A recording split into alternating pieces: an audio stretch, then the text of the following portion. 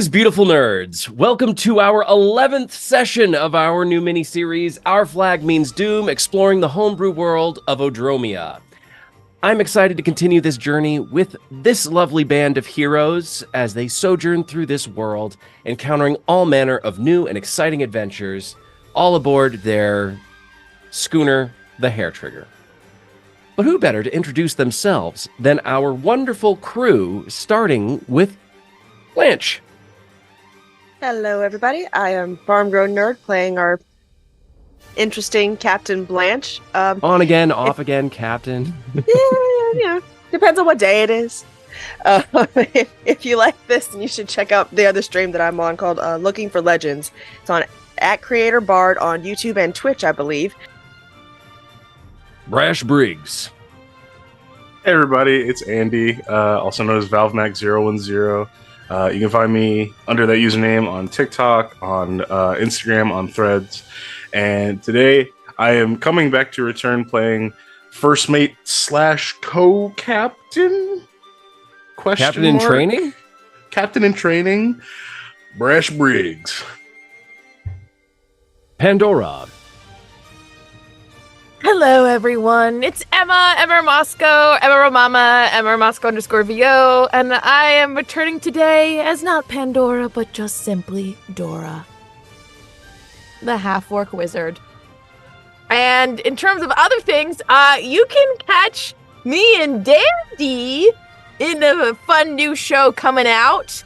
Drama, intrigue. We're in Castleton, and we're buddies. That's right. Yeah, you can come see us with Winter's play Tale. Buddies. With Winter's Tale, you can come see us play buddies.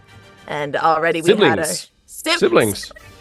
He's my little brother. I am. Yeah. And we're having a lot of fun so far. We'll see where it goes. Yeah. Last, but definitely not least, we have our lovable Dragonborn Blood Hunter, Hatch. Hey everybody, I am Seth, and I am playing Hatch the Dragonborn Blood Hunter. You can find me on TikTok @Noctopus and Instagram and Threads @Noct.topus.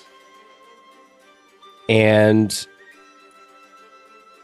an episode of Our Flag Means Doom, at least the good ones, would not be complete without us at least recording one happy birthday song at the top of an episode. This happy birthday song goes out to our amazing Noctopus, our amazing Seth, who just recently had a birthday. And so we're going to sing happy birthday. I'll give us a 3 count, and God help you. Yay. 3, 2, 1. Happy birthday to you. Happy birthday to you. Happy birthday, dear Seth. Happy birthday to you.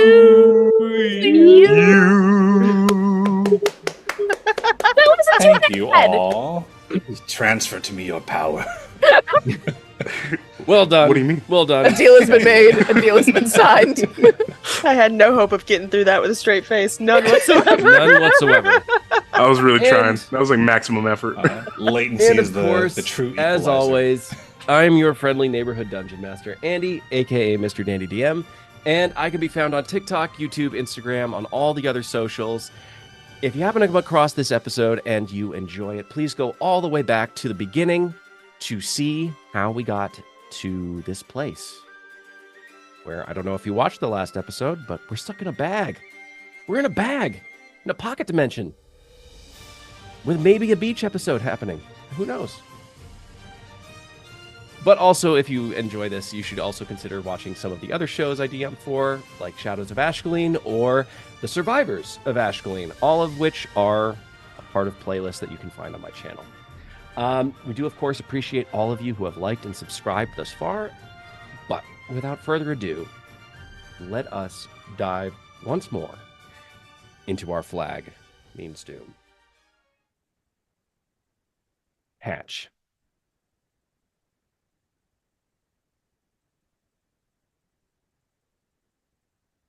We've seen through your eyes, Brightray, a number of times from a distance since this adventure began. And every single time, your view of the town and your attempt to go back to the town have been rudely interrupted by your ever-loving friends. Curses. Not this time, though. This time, because of a spell weaved on the bag by Draquelle Tenebris, this Eladrin excommunicado cleric guardian, who we have found out is the one responsible for you even being in the bag to begin with. Or at least half in the bag, half jokes. Anyway. Because of this spell, she has taken the entire crew of the HARETRIGGER, the HARETRIGGER itself, and you, and has taken you inside the bag towards the town of Brightray. And for a brief moment, you are with the ship traveling across this almost a starscape of sorts, where the water that you are skimming through just sort of reflects the starscape and the starlight and the constellations above. You kind of don't know which way is up, which way's down, except for your view of Brightray directly ahead.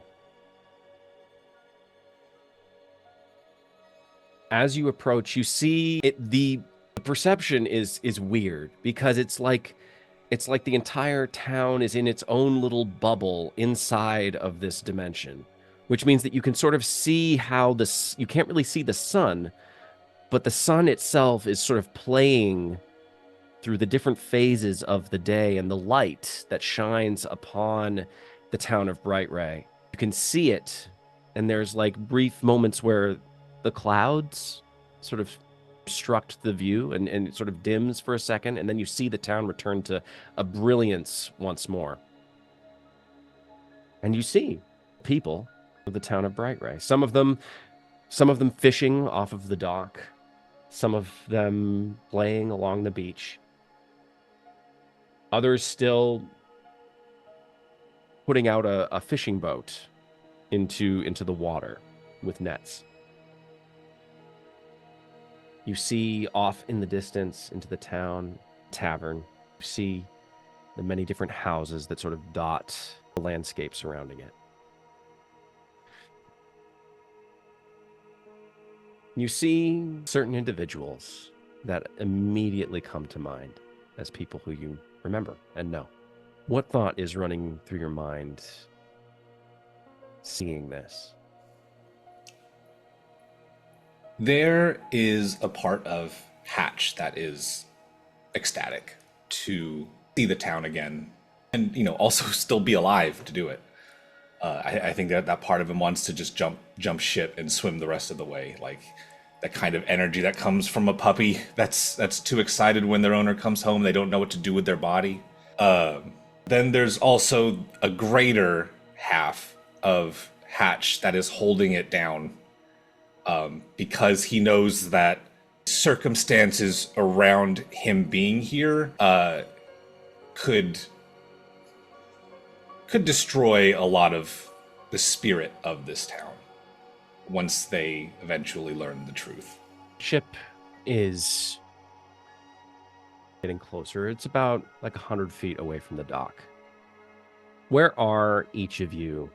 Hatch, I'm assuming you're at the very front of the ship, sort of looking out.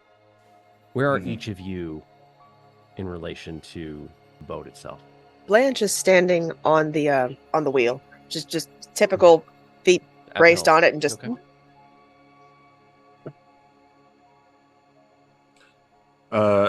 Brash would probably be not too far behind her at whatever tiny little desk holds all of the cartography tools and maps. He probably would have been looking at it, and then when it got real dark, he would have been like, "What the hell is going on?" And then looked up and seen that the sky is completely different. Oh yeah, we didn't really alert Brash Briggs as to what was going to happen, No. did we? No. Awesome, love it. That makes sense for his character, though, to be like, Huh? Train you for this in captain school. No, they don't. Dora is wherever the booze is, and wherever her cigarettes can't light up one of the cannons. Okay, so the main deck. All right. You have like a little what do they call those? A little cask, the tiny casks. With Like the flask? silly straw. Oh, like a beer hat. Yes, not a beer hat. No, like it's like a tiny tap. It's a cask. personal keg. Yes, Yeah, it's like a personal keg of rum. just carry around.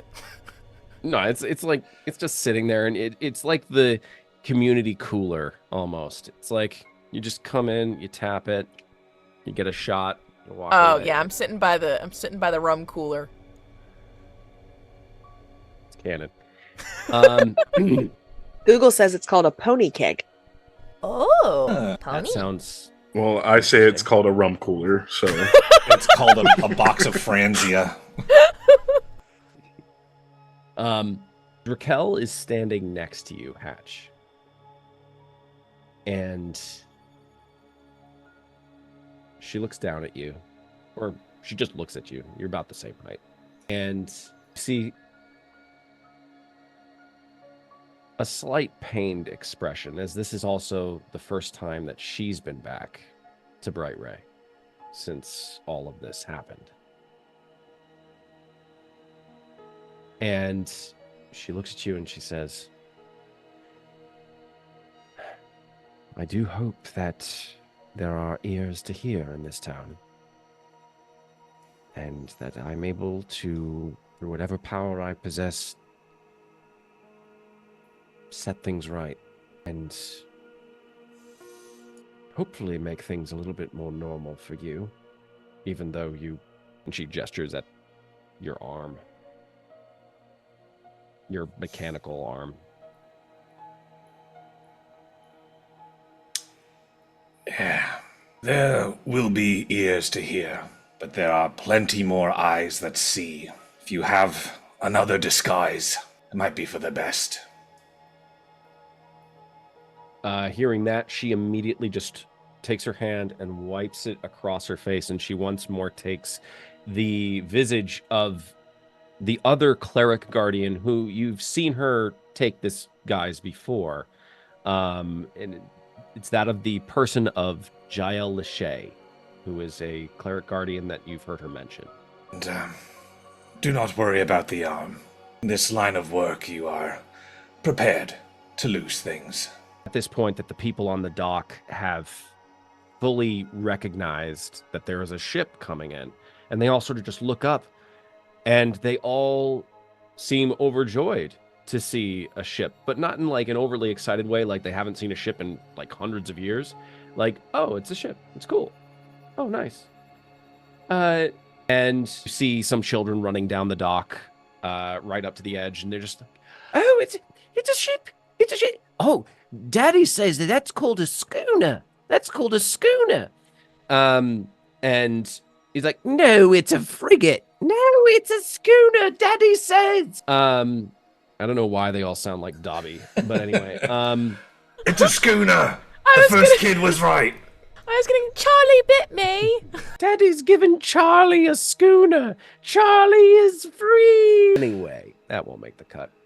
I wish all the Harry Potter elves had to be given boats in order to be free. that was just an itch that Andy had to scratch. Yeah. The ship has now gone parallel with the dock, and you, at this point, Captain Blanche, you're just turning the helm just ever so slightly, just to make it so that it just lightly grazes the side of the dock. You see Grack and Lemagli immediately jump over the side with the ropes, and they begin to tie off the ship so that it is firmly secure.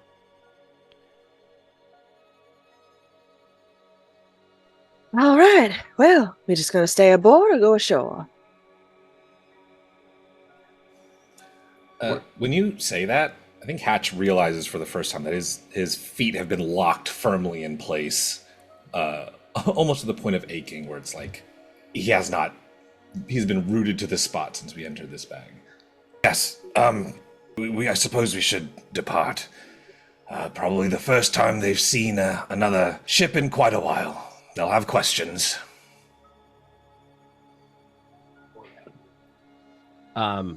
At this point, Hatch, approaching on the dock, you see an older halfling with very round facial features. You recognize him immediately. It's Benedict. I think I finally moved from where I am. We're docked now, yeah? Yes. Like fully okay. Benedict! You old dog, it's so good to see you. And I reach down, I pick him up, like full off the ground. Oh, Hatch. Hi. It's a pleasure seeing you too, lad. He has a very deep, resonant voice for a halfling. I think Hatch is almost even about to cry. Like, Honestly, when I was the first one to get taken out of the bag, I didn't think that I would see this place alive. I put him down. Oh, well. He sort of like fist pumps your knee, and he just, oh, we always knew that out of anyone who could last out in the cold world, it would be you. I kind of turn a little bit to subtly sort of hide the metal arm. I'm trying. But I'd like to introduce you all to the fine crew of the HARETRIGGER. They have been influential, massively influential in my survival. He looks at all of you and he sees the ship. He probably hasn't seen a ship this size dock at the town of Brightray. At least not one with sort of the outfitting that it has. And he looks up at the flags, and he looks up at the sails, or at the sails the way they're stored and everything, and he looks at the ship and the paint job. Hatch. I might be speaking out of turn here, but are you a pirate?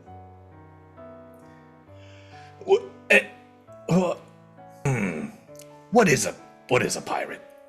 I'll be happy to answer that question. Hi. The captain would be happy. He's to answer never that seen question. a Harengon in his life, and he looks at you, and he sees someone who's even shorter than he is, and he looks at you, and he's just, his eyes go, like Benedict's eyes go wide, like saucers. And he's like, oh my goodness, Still got it. the Fey Wild walks in Brightray.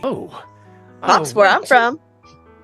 Wait till Mazira sees this, and please, everyone, come, welcome to Brightray, and all of there are many different villagers that you can now see. You see, at this point, Hatch, you see, Curador, you see Brangian, you see, Ellen, you see, Gili,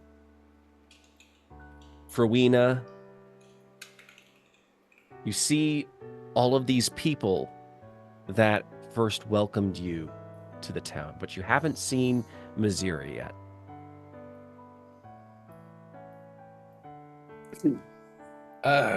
Benedict, where's what happened to Mazira? Is she around?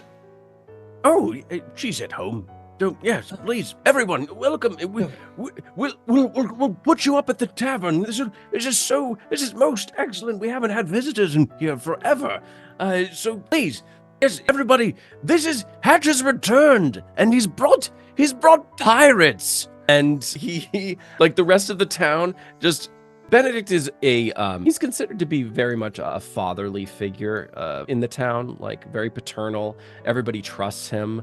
So the fact that he seems happy to see this pirate ship show up with Hatch is is both at first slightly concerning, but then it's sort of immediately countered by the fact that it's Hatch. And Benedict likes Hatch, and we like Benedict, so of course this is a good thing. And so all of them sort of rally around you all, and they all start to like paw at you and start asking questions. Tiny children come up to Dora, and they're like, "Oh, look at her! She has very pointy teeth. She's very pointy teeth." Wait. The children approach me because right now Dora is dressed in a giant oversized shirt that says I like big books and I cannot lie. She's completely trashed, smoking a cigarette, reading her erotica about a series of clerics and necromancers called Lay on Hands. Oh my god. When Dora falls, she falls fucking hard. Bro, this sounds like she's just Nesta from the start of Court of Silver Flames. Oh my god. I'm so glad you read it. And as the children swarm her, are there no other half-orcs or orcish folk in the town? You do not see any half-orcs, at least present, in the town yet. Okay, as the children swarm her, she kind of like puffs smoke at them to get them to go away. She like slowly backs up. They like still are pointing at you, but they immediately congregate around Captain Blanche, and they're like, "Oh, are you the captain? Are you the captain?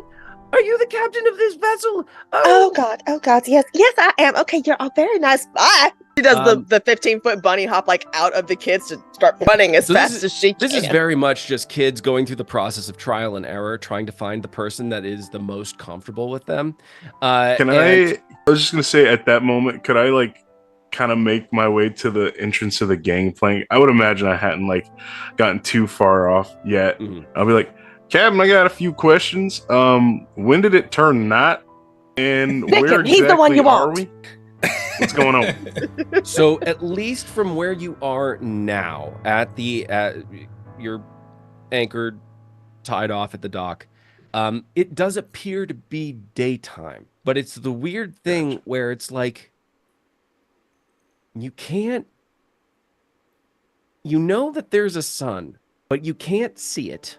But it's like the town was encased in like this ether and like this crystalline glass ball, and all of the sunlight that existed at the time of its encasement is trapped there, and all of the passage of time is entrapped there as well. It is a pocket dimension, and it's sort of like held in time where the sun will go through its phases, the moon will go through its phases, and day and night happens. But it is something that is completely separate from the rest of Odromia, completely separate from the rest of the worlds that exist. And it's not like you can like point at, oh, the constellations are up there, and you get an idea of like what season it is. It's like the light is just trapped here. And time just continues to move. It's crazy. But yet it doesn't seem like the people here age. Benedict looks exactly like he did when you left, Ash. So, what's going on? Blanche is done darted off. She looked at all the kids and said, "That's the one you want. Sick him," and ran in the other direction. All of the kids immediately swarm you, Brash. All right. You see two Aarakocra kids. You see several dwarven children. You also see there's a couple human children, a couple halflings. There's one elf child who's they're all just sort of like milling about your legs and like grabbing and just sort of like trying to like climb you like a play gym. That's my ear. Okay, all right. Let me. One is now like swinging on your tusk, just sort of like. Okay, Captain, and I'm gonna try and like wade my way through this ocean of children and follow after her, and like I'm gonna take that child and be like, "Very nice to meet you. Set you on the ground there. Please don't do that. It's a delicate instrument. My tusk. I'd really appreciate." Captain, just following after her. Yes, leave him to the children. Is Dora following everyone, or are they just sort of hanging out? No, I think she would follow. Because what else is she? I mean, like, you could just stay on. It's not a fun choice for her to just like stay on the boat. So I think she'll follow along, but bring her books with her. Yeah, how are you gonna cause chaos on the boat? It's true. Also, to make it make sense, she's probably running out of liquor on the boat. So she's gonna go find some more on land. Got it. Okay.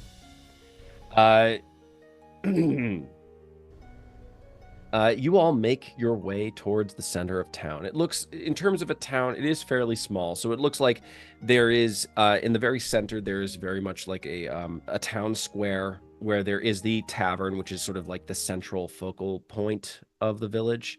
The tavern is a 2-story building. It looks to be where you would have, your drinking and your eating down on the ground floor. It looks like there might be some lodging on the second floor above.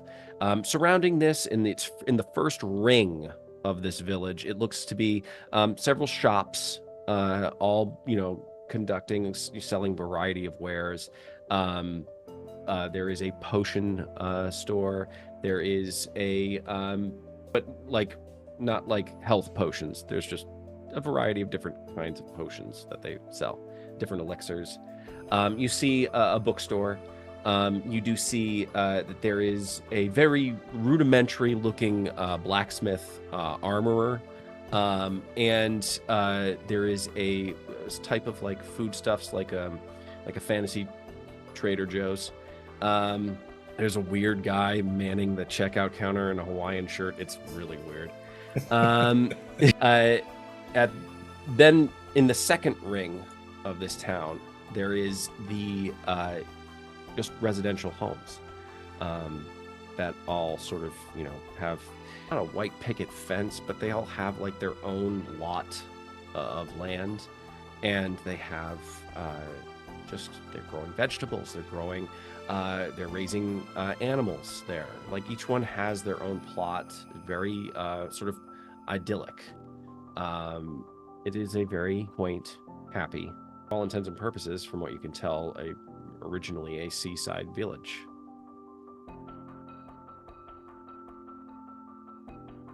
What are you doing? Go Go ahead. No, you go ahead. It's my birthday, and I say you go ahead. It's your birthday, and I say that means you have to go first, and I mute it, so ha. Damn. Damn. I think Hatch is, again, trying to keep it restrained. He is a professional, but I think he's probably almost left the crew behind at this point. He's like sort of power walking through town and just saying hi to people and, trying to very quickly, as quick as possible, catch people up. I think he's still wearing the clothes that Pandora got him from the stall. And so I think there are people who are like wondering about the different stitch patterns and it's like, oh, is this what the style is like? Or like when you're out there, and I'm like trying my best to, I have no idea what's going on. I don't know anything about fashion. This is just what I was handed. I would have been okay with a hat. That kind of thing. But he's trying to get to as many people as possible. As you're passing through the town, you do see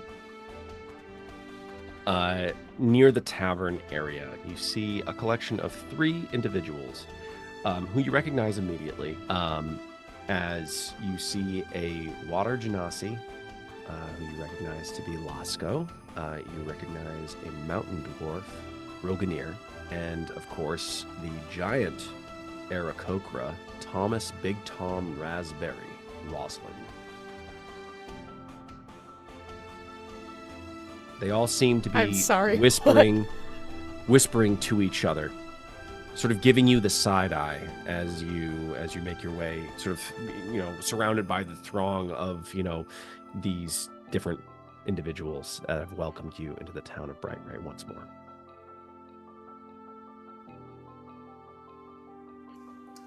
When you say they give me a side eye, is it like like a passive aggressive, like this? It's not welcoming. Okay.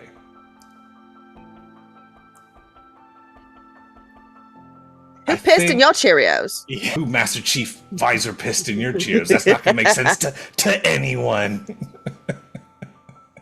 Which we get for not recording immediately. Yeah. I think Hatch doesn't shy away from the side eye. I think he full turns his head to them and just kind of locks eyes with whoever will keep his stare the longest. He'll just nod, keep on going. Lasco, the water genasi, sort of looks at you, and he's just sort of nods in your direction. Back so soon? Still alive. Which means at some point, I'll be leaving, and I'll be out of your way. So you brought yourself a ship and all that. How you getting back? How you getting out of here? Same ship I came in on, Lasco. You want out of the bag so soon? Well, I maybe have a little bit of a change of heart since this whole bag business first got started. Getting a little bit antsy. You can It'll be see your turn soon enough. you can see that the water that sort of makes up his like frame and skin, it's kind of gotten muddy, as he does not have access to readily available like water like he used to. He's a dirty piece of shit. Okay.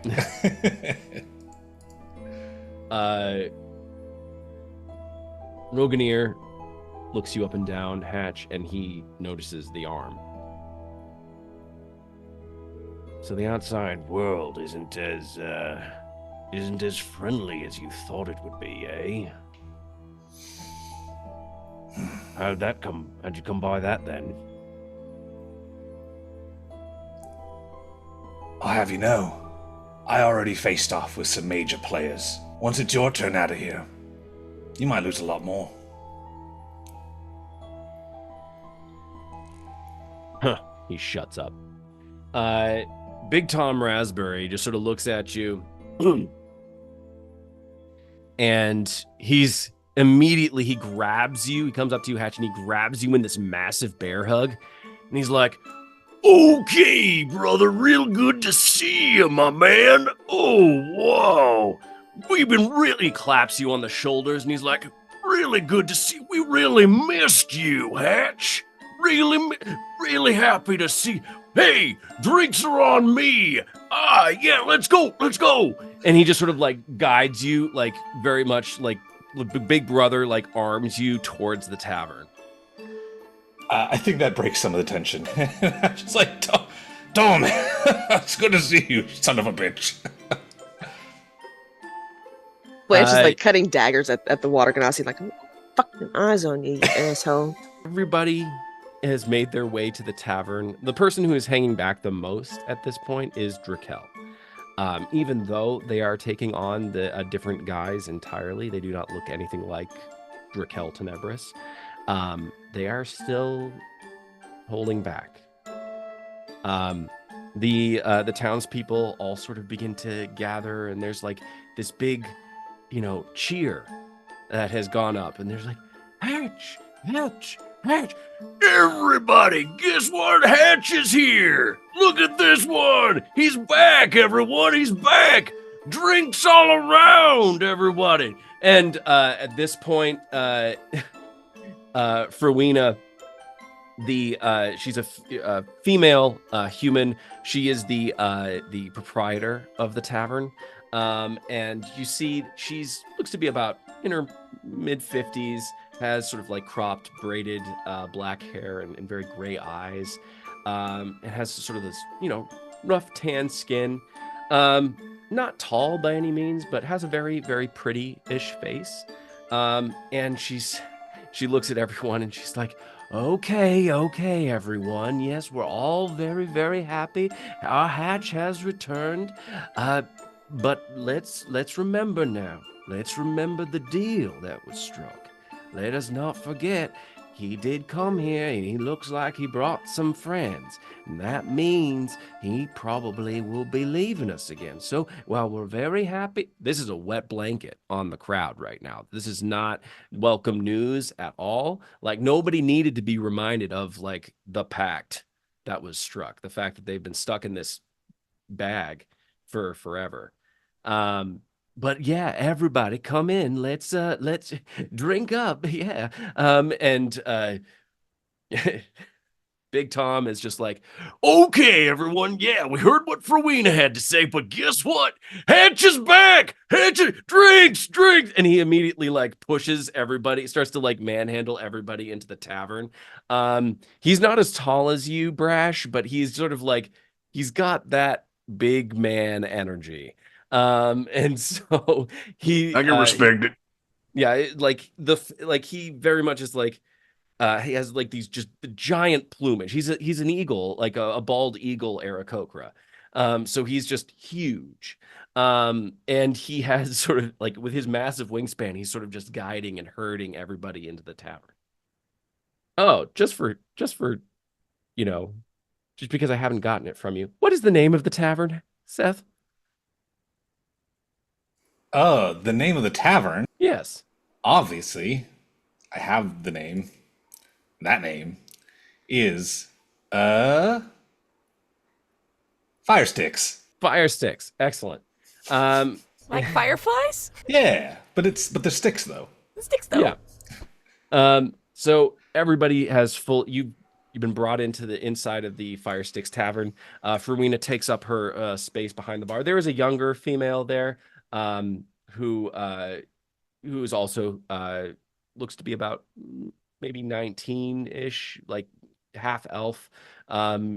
Looks to be maybe Fruina's daughter. But she is sort of like bar backing while her mother is tending bar. Everybody sort of gets into the tavern, gets comfortable, finds their seat. There is sort of like this open mic space sort of towards the front by the window of the tavern where people can like make announcements, do, spoken word, poetry, and maybe sing a ditty or two. At this point, Big Tom is like, goes up to the like the little dais there, and he's like, all right, now that we've got our drinks, stories.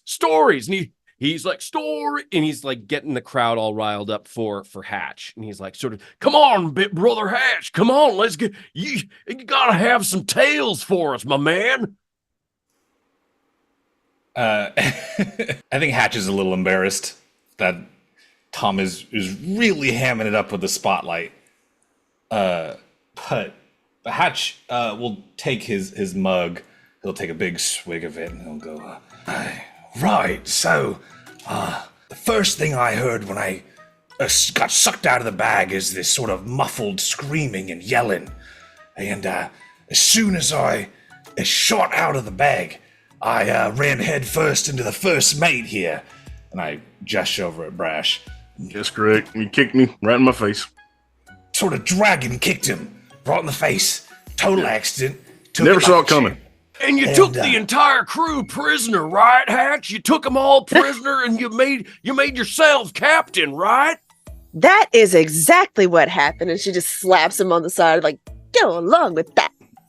Why are we doing this? Why are you playing into this? My head snaps down to look at Blanche like I was fully prepared to tell the truth. And now we're here. That's right. I'm the captain now. Okay. The boat. And he's This like, is the gonna be so bravado is just immediately like, Boat! I'm the boat captain. And it sort of continues that way. I think he goes into some of the adventures. I think he's very careful he sort of stops the story around the time before around Draquelle. And I think he also kind of plays down the deaths, the many deaths he's experienced. And we're like, I was really hurt. Also, don't go up the hill. There's a lot of scratch marks I don't want you all to see. The entire town is just wide-eyed with wonderment at the stories that you're telling of the outside world. This is a story of one of their own traveling outside of the bag, but not traveling into a land that they were maybe semi-familiar with, not traveling into Nimrion. No, You are traveling into Suristir, into Brecca, a city that may as well be a part of myth as far as they're concerned, as far as their experience goes. Ashkelon sometimes is too far to even think about. So Brecca is like, may as well be on the moon. And they're all just staring at you, just sort of in awe. Then from the back of the tavern, you see Lasco, the water genasi. So did you find the one who did this to us then? I think Hatch comes to an abrupt stop. And maybe it's even a little quiet. Because I think that was the question that probably was on a lot of people's minds. They were being polite and letting me go on with the story, but ultimately, like, where's Draquelle? And Hatch goes, not yet. She's a slippery one. Well, then what are you doing back here? You failed to mention that some of them were such assholes. It's in every group. You glance over at Draquelle as this conversation starts heading this way. Draquelle is actually sitting right next to Lasco, just in the back, she's not even looking at Hatch up at the front, just sitting, enjoying a tiny glass of brandy. Well, as you already know, I've been on quite a few adventures and it's only been a little while. But I recently came into a way that I was able to visit. I do not know how many times, but at least this once. And I wanted to check in and see how everyone was doing. When we're done here, the adventure continues.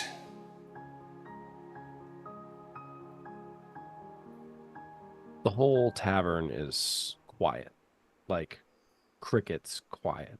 All of them seem to have deflated slightly at the news. Some of them, like, eyes full of like hope 1 second ago, are just like sort of dimmed in this moment. Big Tom standing next to you just sort of comes up behind you and puts his hand on your back and sort of pats it lightly. It's like, okay, thank you, Hatch. Yeah. Well, hold on. I think that there's a little bit of sort of shame and humiliation that kind of comes with Lasco's question. And while Tom is trying to, like, comfort Hatch, he goes, oh, I got a name. And, as you know, Fae are very particular about their names. We can... The town, everybody just starts perking up, like, huh? What? Draquelle Tenebris is the one we're looking for.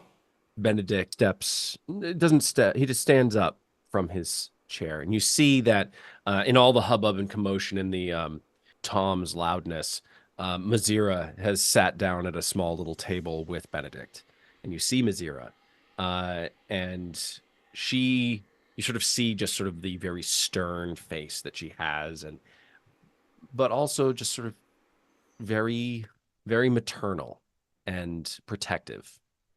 And she sees you, and she has just a smile for Hatch, just a warm smile. Like, you got this. And Benedict stands up and says, okay, everyone, okay. We have a name. We have it. That's more than we had before. We always addressed her as that Fae woman. But now we know her name is Draquelle. Is there anything else besides that, Hatch? Just Draquelle? I tried to glance at Draquelle quickly just to see how to kind of get a read on how she reacted to me telling them her name. And then I go, no, that's it for now. I keep everything recorded in this journal, and hopefully it'll be of help to next person.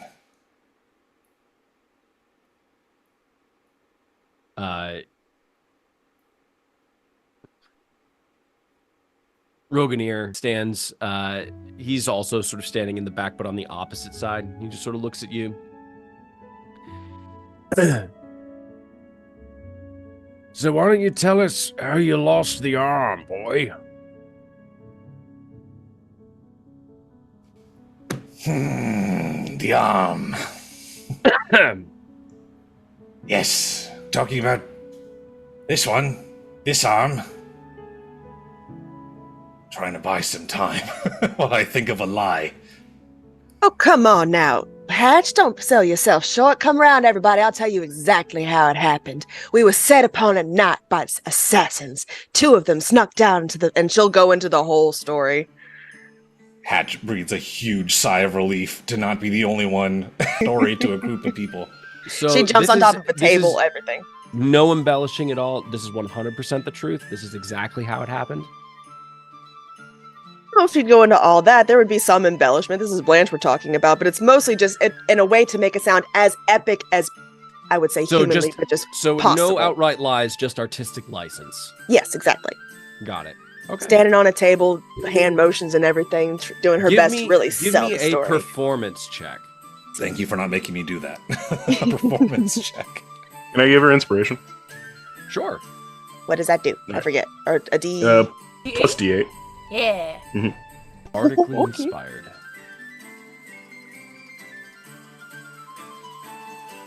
26. You launch into this epic tale of this night raid set upon by Charybdis marauders, this evil human pirate clan that has laid waste to the seas around the Shabazpur Islands. A magic assassin we had once slain. Oh, yes, and there's this magical assassin who also has absconded with pieces and artifacts, and there's also the evil woman who's this evil, sinister person behind all of this nefarious planning and ne'er-do-wellness. And all of the townspeople are enthralled by your story, Blanche. Not the least of which reason is the fact that it's coming from a 2-foot-tall bunny person. What is Dora doing in this moment? I think she's been reading her book, or it looks like she's been reading her book, which she's been listening. She started to move and get up when people started questioning, where's Draquelle? Where are they? Like, she started. Then she saw Hatch recover, and she slumped back.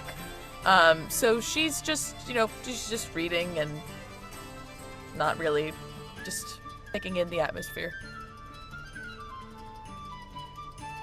What is Brash doing?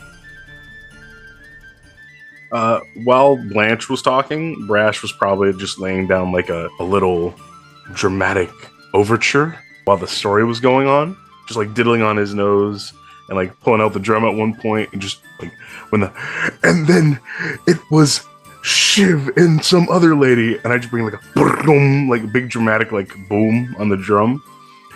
Just make it like as crazy and over theatrical as possible while she's playing. This is and then like when the she wraps up, like Japanese shadow puppetry. Yeah, with like the drums and there's like very tense music that's coming from Hatch right now, sort of like as this background track over Blanche's story. Yeah, cool. And then when that's all done, I'd like look over at Hatch. May I insight to see like how you're kind of handling this whole situation? Yeah. Okay, I'll do that then. That's a pretty good roll. 22. I think if you look over at Hatch, if you looked over at him while he was the only storyteller, I think you would see that his existing hand was kind of trembling, trying to not disappoint these people, but also try balancing, giving them the truth while also not letting them know that we've suffered some shit and some losses. You know, he doesn't want this to end on a dour note, but he's not the storyteller. And so when Blanche and you jump in with the greater, you know, bravado of the whole thing, he kind of breathes a little bit more easily, and he willingly kind of steps down from like the table and lets you two continue. Good. I'm glad that we could help him.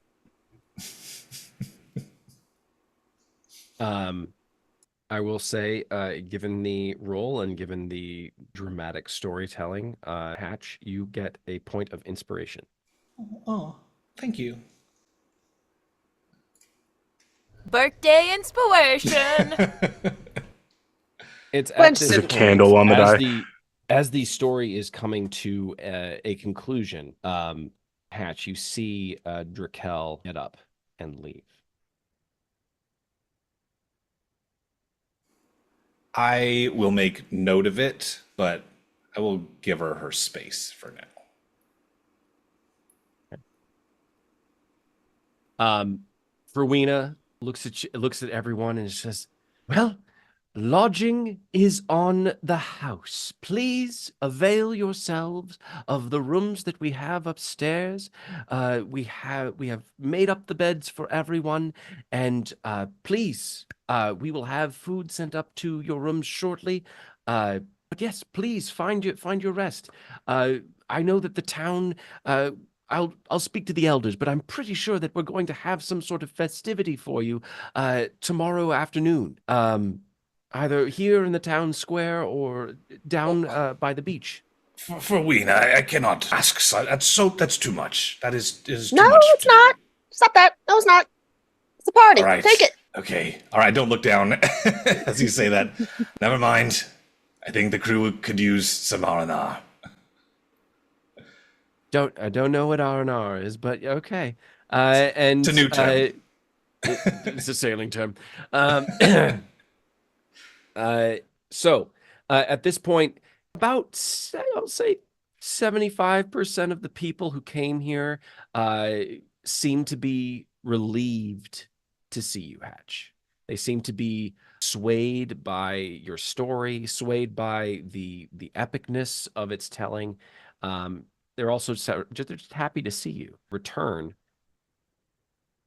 The other 25% are not understanding or don't buy this for a second and are very sort of distrustful of you right now. They were given to believe that anyone who returns failed. And they weren't expecting them to bring company.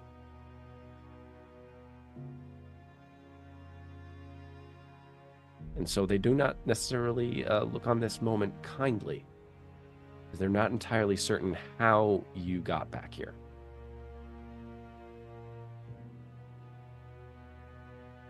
Would we also notice that, DM? Give me a perception check. Actually, what are your passive perceptions? 9.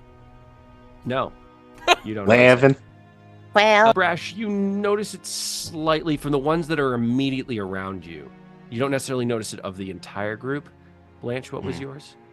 well, Blanche, you notice a little bit better. Mainly because of the vantage point you have on the stage. You're able to sort of like read everyone's like gaze as they leave the tavern. boy, tough crowd out here, Hatch. Thought you said this was a quaint, sweet little town. It is, for the most part. But, you get stuck inside somewhere for long enough, you start to get a little stir crazy. You're the captain of a boat, you understand?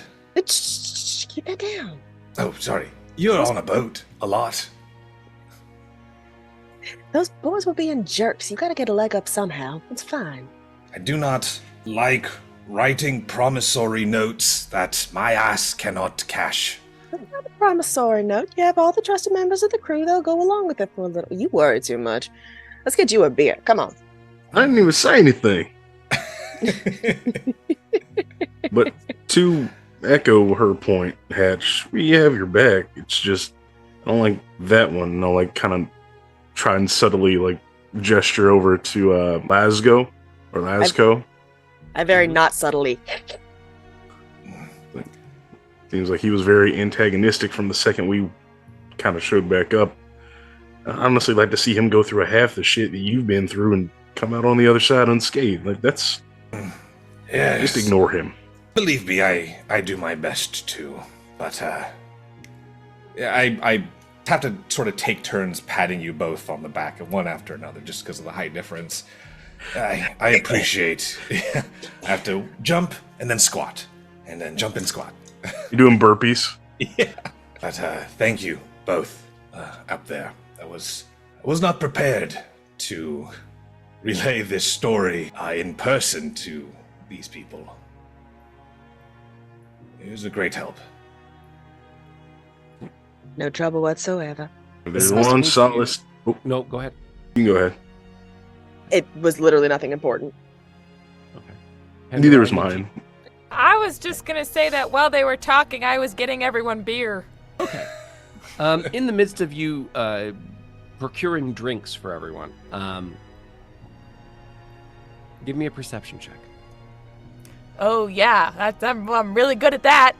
We love the negative mods, but it makes sense for this. What the fuck? Okay, so she rolled a 19 to an 18? What the fuck? The booze, man. Liquid perception check. Liquid perception. As you are passing out the drinks, you are able to see from your vantage point, looking out from the bar, looking out into the sitting area. You see through the window. You see Draquelle going up one of the side streets. I'm gonna go for a smoke. As she drops the tankard down and just goes to take out a cigarette and walks outside. The captain gave her the orders to watch her ass from day one, and she said, "I'm gonna do it. I'm not gonna let them know I'm doing it, but I'll do it." So you're following Draquelle? I think she'll look like she's being cantankerous and just going out for a smoke or a few, and then so that they're not gonna. I don't think they would notice, but eventually she will follow her. Yeah. Are you doing it stealthily? You want to know something? That's I'm something just I can kind of do. Actually, I think it's not so much like she's sneaking as she's trying to mask it. She just looks like she's going for a walk. She's reading her Just porno. happen to be going in the same direction. Yeah, she's just she's reading her erotica. If anyone asks, she'll read out a line to them. What the fuck? I'm gonna ask you. Go on. Just above table talk here. Emma, Yes! are you ever walking in Central Park? Find yourself walking in Central Park, holding a book, and then just as a person passes you by, walking just as you do, they just randomly will walk by you, and you're just like, her heaving bosoms just flowed out of her brassiere. I meant it more if someone were to stop her and be like, "Oh, are you from the crew?" She would just respond with a line so they would leave her alone. That raises more questions. She's officially the Mrs. Haversham of Bright. She has a negative modifier for wisdom, guys. There's only so much she can do. Oh. High charisma does not mean high wisdom. I don't know how to avoid these interactions, so instead I'm going to make it as uncomfortable as possible to talk to me. It's even a horse wouldn't. So sure, I'll roll stealth. Please, And I pray to the dice gods that this is actually a nat 1, because, I mean, what else could it be? A 12. Pandora trips and falls down a well. Lady Luck is not on her side today. 12. Well. That's not gonna beat a Fae. I don't know. Exactly, the book.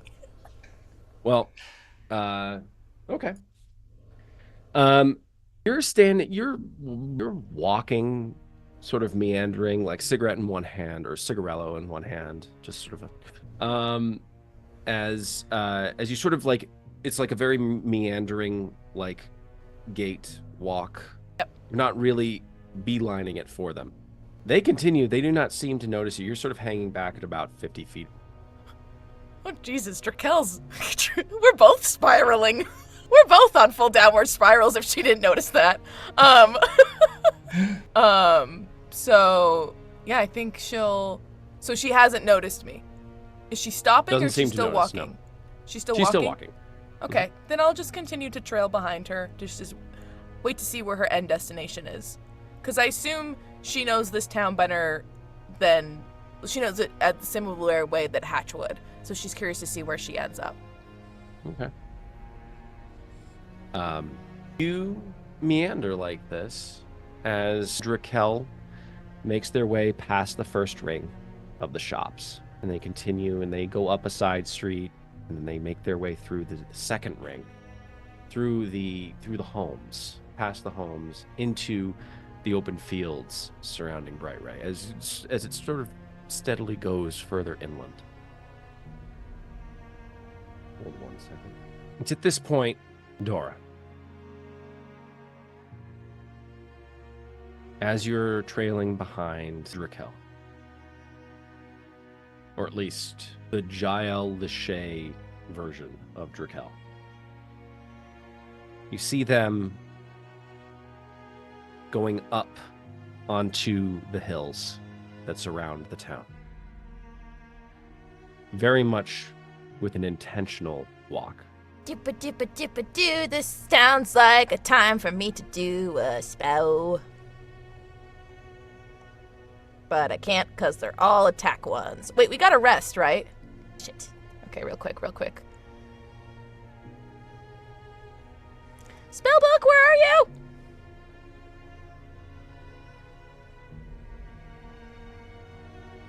I think she'll have,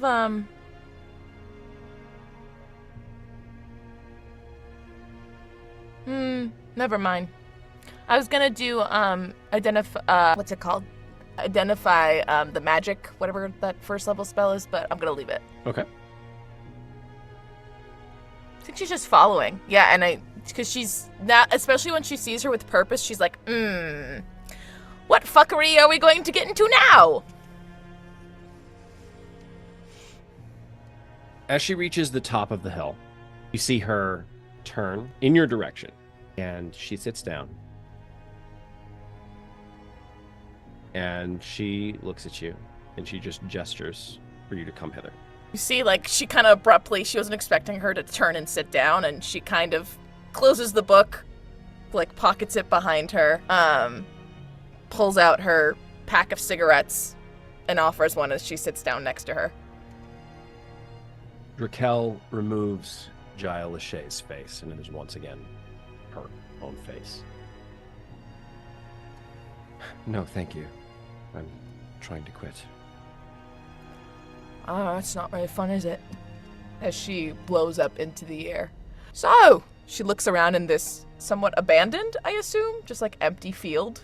So you're at the top of this hill, and behind you, now since you're now facing the town, and you can sort of see how there is the very hint of an ocean out there that sort of dissolves into a starry constellation scape.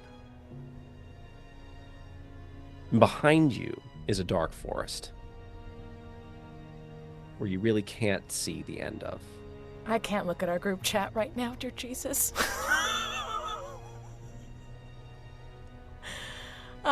Kelsey is putting up our library. That Blanche and Dora share on deck. We'll cut this. Cut this. He's so disappointed. I'm just disappointed that they're so tame.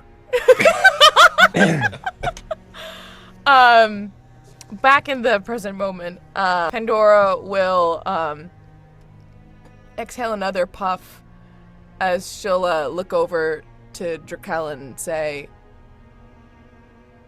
they're not your biggest fan here, seems. I didn't expect them to be. This was very much just an experiment, you know. None of this was supposed to be permanent. It was all just a game. Fun little game for myself. And I played it not really caring who I affected or who I hurt or what I took from other people. This was an experiment of mine so that I could figure out how to get control over the portals that my brethren guarded. If I could control a pocket dimension, perhaps I could control the destination that a portal would take to. I succeeded at that. This was the first step in that design. Sometimes I think that it might be better off if they all just stayed here. But I know that is an older Draquelle. That's a Draquelle that hasn't learned anything. And I'm trying to do better. Trying to make things right. Well, I'm sure you two will figure it out. You're smart folk. Not smart enough, apparently. Your experiment succeeded. I understand that. It's just, you got to look the lab rats. And then she, jokingly, as if she picks up a tuft of grass. You got to look them in the face, right? And see that they have feelings. And she tosses the grass as it kind of just floats off in the air. Yes. What about you? How are you doing with all of this? She gestures at change, the very visible change in you that has occurred over the last, several days. This. Dora kind of, extends an eyebrow that doesn't really exist because her eyebrows were painted on much like a drag queen. And she goes, "This is me. Tired of putting on a show."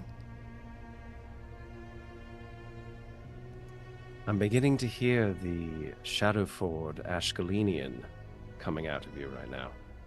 She gives you a nudge, nudge, wink, wink. And that's fallen. She gives another good old puff. She spends the next 15 minutes with you just in silence, looking over the town as night, or what you would think is night, sort of comes over the town. If I may, before that, can Pandora ask if you could say something to the people of Brightray? What would you say? Ooh, Just to me, there's no one here. I ain't gonna say it. something that being a fae such as myself has never gotten comfortable with is the idea of apologies. Saying you're sorry, we don't. We think it's an insignificant gesture, given our longevity. But these are all mortals here. I'm sorry? Doesn't even seem right. Doesn't even seem like the right words to use. Doesn't matter about right. Just what you feel, as my granddad would say. I think I know what I have to do. At this, Pandora narrows her eyes quickly. No, you don't. Trust me. I've got it. She gives her a wink, and she'll get up and start heading back towards the town. At a brief interval, she'll also join you. In the meantime, while this conversation is taking place, Rowena has shown Brash and Captain Blanche and Hatch to their quarters, to their rooms in the second floor of the Firestick Tavern. And these are very modest furnishings. There's nothing really extravagant or lavish about them. It's very much a traveling person's tavern. Very, not cushy mattress, but it's a mattress on a bed, and with a an end table and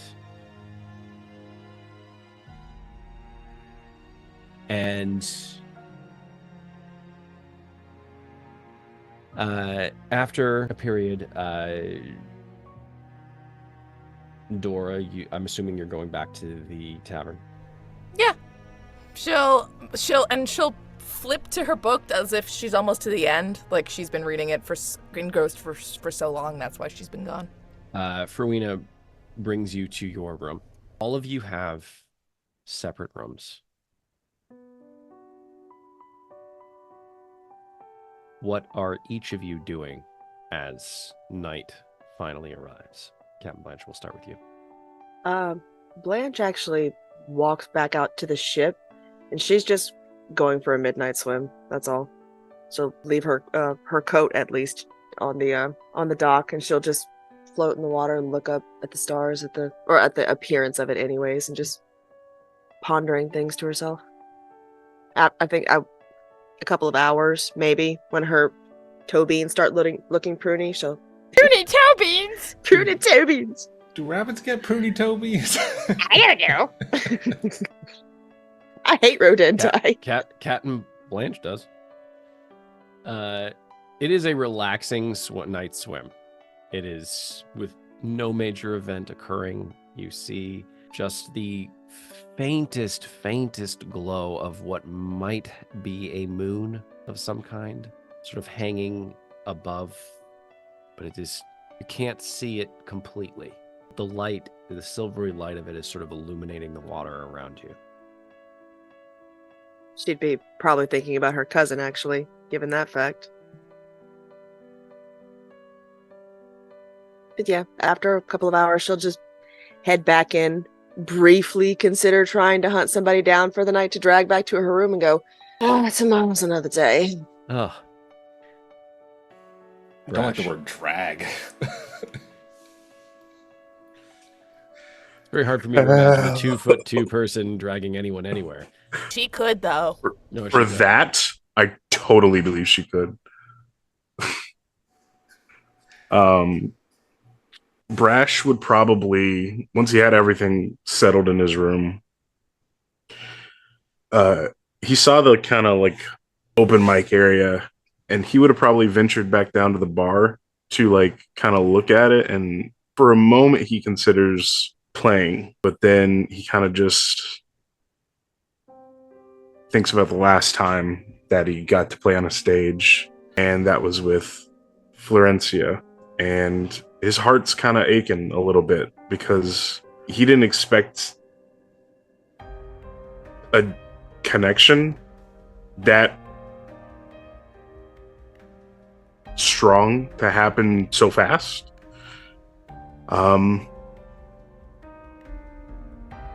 And then when there's that little twinge of pain, he thinks to not 24 hours ago how they lost, or maybe it's been a little bit longer than that, I think, but they lost crew members, they lost friends, and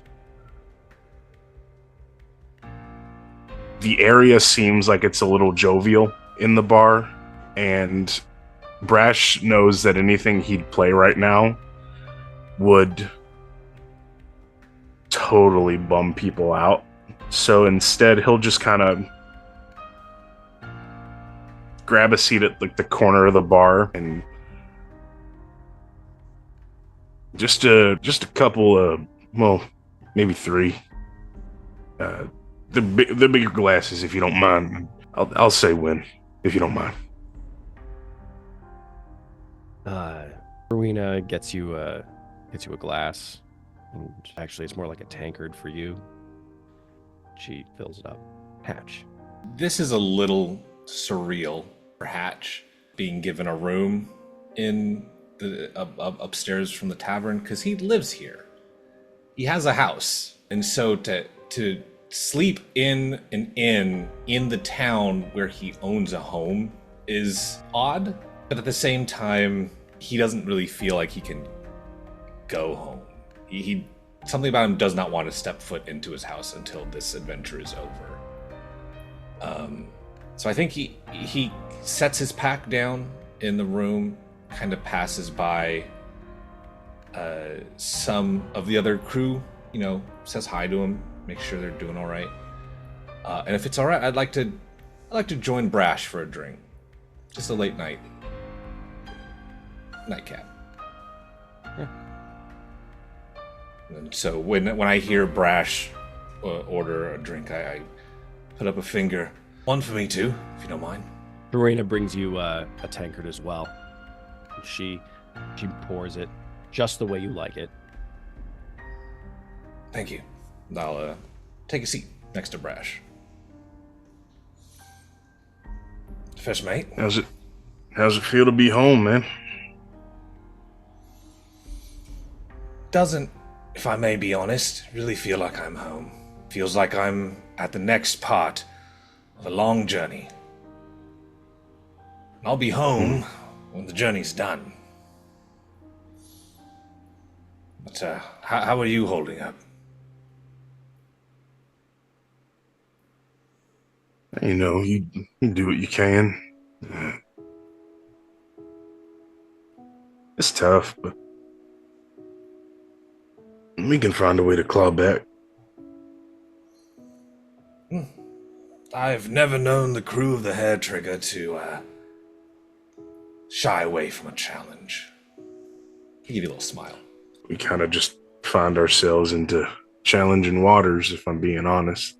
No argument there. Yeah. I want you to know, though, First Mate, to the rest of the world, outside of this bag, I think they see you all as brigands, marauders, pirates, privateers. There we go. But here, amongst all of these folks, you all are heroes.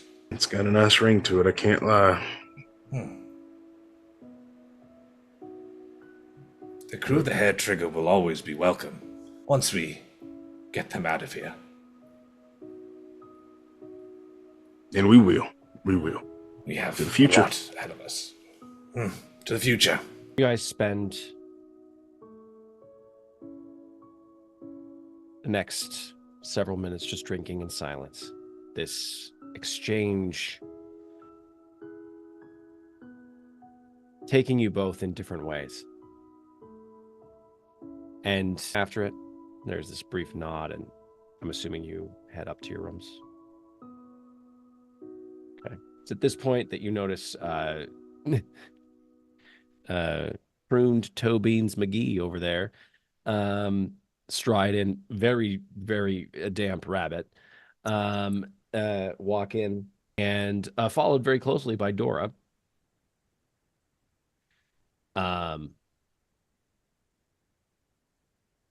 Is there any words that anyone wishes to say before you head to bed? I meant to ask you, who was that lovely gentleman I saw you speaking to? He had this very dignified streak of gray. Who are you? Are you addressing Hatch. Streak of Gray? Mm-hmm. Who are you? What was his name? You're- Barry, Benny? You are not talking about Benedict. Yes, that was his name. What? He is a married man. Oh, shoot. Well, damn. Is there anybody else single in this place? There are some. But I should have you know that I will have to play those characters later. I will advise you. Okay, hold up. You want me to metagame for your sake? No. This means you have to do it now. Just find one. You must. Now that I think about it, I think everybody's married and has kids. Everyone is in a committed, successful, healthy relationship. Happy relationship. Not Road fair. is It's down been his days. therapist. I'm sure there's someone out here that might... Why are you so wet? What happened? Dora spits all over her erotica book. As Some of she's it dribbles onto Blanche, and now it's Yeah. worse. Phrasing? Exactly. As Pandora. That wasn't a phrase when Hatch was in the... before Hatch went in the bag. I didn't mean that. Dora drops down her book to Blanche as she gives her and says, "Good luck, Captain," as she heads up to bed. Why'd you give me this? I've still got Bixby's handsy. I'm adding one more to the counter. Bruh. Oh man.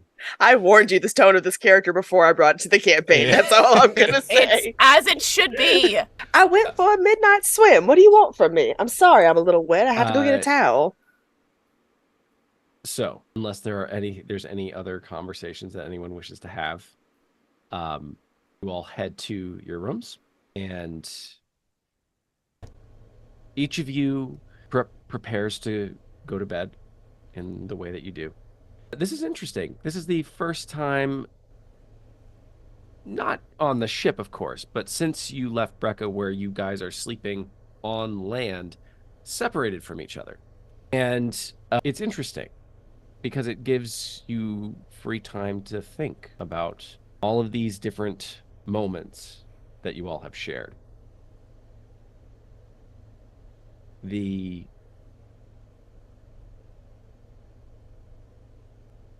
fact that Pandora, you were liberated by this crew. Hatch, this crew found you in a pile of gold. In a bag, in a pile of gold. Brash, you've been through so much with this crew. It feels like you've lived an entire life with them already. You've been through so many different moments and seen so many different things that you never thought you would see. Captain Blanche, you are feeling incredibly calm after your night swim. Just sort of the sensation of the water lapping against you, much like it would the ship when you would be sailing on it, has an incredible centering effect on you. And you feel incredibly peaceful about your position in this moment. Eventually, all of you fall asleep, and nothing of any great importance happens that night. And Dora? If I may, the moment Dora goes into her bedroom and shuts the door, the cigarette is tossed down, snuffed out. She's pulling out a desk, ripping out a book, feverishly writing and scrawling down, gets in front of a mirror, places herself in front of a mirror, and is casting this one first level spell over and over and over and over until she gets it right. And that's all I'm going to say. Please say more in like a DM to me. Or is it connected with the other DM that you sent before? Connected with the other DM. Ha ha ha. I knew it. I fucking knew it. I hear a little tapping. Then I see Andy look away. I will say that because you spend a good chunk of the night doing this, trying to perfect it and get it perfect, that you'll be able to do this. Everybody tippy-tappy with their little secrets. Would it be as fun if I said it out loud?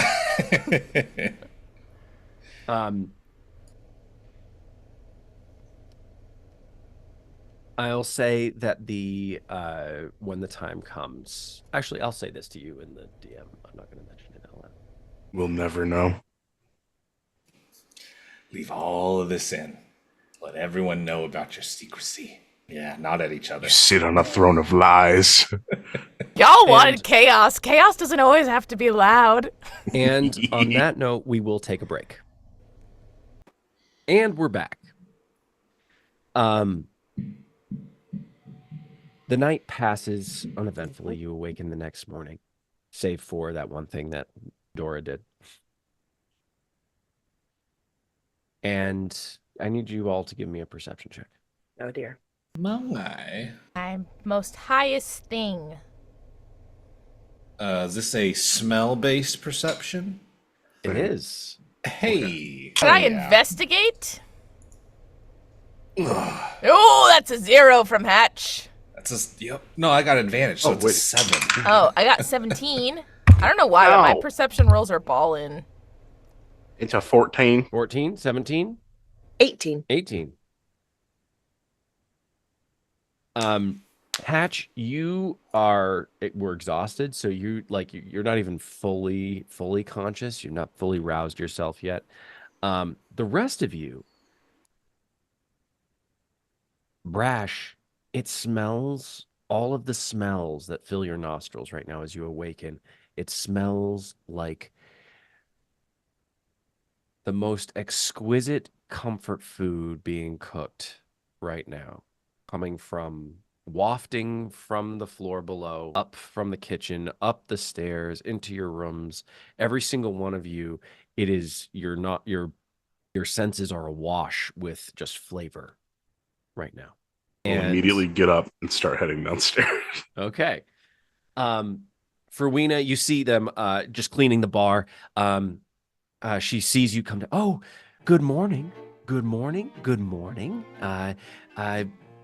We have been very busy early this morning. We're getting ready for the massive festivities we have going on down by the beach. It's just a way of welcoming our guests, and also just we look forward to hearing more of what you have planned, Hatch. The elders congregated, and they thought that it would be good to give you a little bit more of a moment to present our plan for what the future may hold. A bigger audience. Yes. Yes, it was, Cool the and decision good. was unanimous around, and all of them thought it would be in the town's best interest. So I look forward to hearing what you have to say, and you can't tell if it's necessarily something like she is like malicious about this, like she honestly is looking forward to seeing you squirm, or if she just really hopes that you have more than just a fanciful pirate story to share. As you sort of like hear all of that, Rowena's daughter comes from the kitchen area, and she's okay. Everything's coming right along, Mother. We're just finishing up some of the meat dishes, but once those are completed, we should be able to bring them out down to the beach, and get them under the tent. Excellent. And don't forget, after that, we must make sure that we're bringing all of the top shelf liqueurs that we have as well. And she's, of course, yes, absolutely. It's at this point that Big Tom Raspberry comes through the door. He sees you, Brash. And he walks in. And he's like, "Oh, right, brother, you're one of Hatch's friends. Okay, my man. Yeah, that's right. Hey. This is Big Tom, was it? That's right, partner. Yeah. Hey, what would be real fun right now? We'll get everyone. It'd be a real hoot, okay? You, me, arm wrestling match right now." Is there any of the food that's already out on the table, or would I need to order some of that? Rats. It's like, well, I usually get something in my belly before I start doing worries, strenuous. brother. No worries at all. I understand. Gotta get the protein in the system. Gotta carb Yeah, you understand up how it is. before we go, at it with each other. Before you go at it with each other? and the moment it left my mouth, there was a mistake that had occurred. These phrases didn't exist back then. It's only been 60 years! That's You have a to lot understand. of time. They come from a different era. Elves live to be more than that! They come from a different era. Yeah. Well, let me tell you, that doesn't bother me at all. Yeah, you just let me get something in my belly, and I'd be happy to take you up on that. Sounds like fun, Big Tom. Oh yeah, we're gonna have a great old time. There's gonna be some feats of strength. We got a regular carnival planned down by the beach. A lot of fun games, but definitely when I saw you come off the dock, I was like, that's a man. He knows his own strength. He can definitely power through something. So yeah, you, me, maybe some beers and arm wrestling. Big Tom, can I ask you a question, man? Absolutely, brother. What's on your mind? I have to know. Your name is so unique. Hatch was the one who had informed me of it. Did your parents name you that? Did you just take that on as a nickname? What's the story there? He suddenly gets very quiet. Oh God! And like he sort of like comes alongside you and puts his wing around you, Brash. I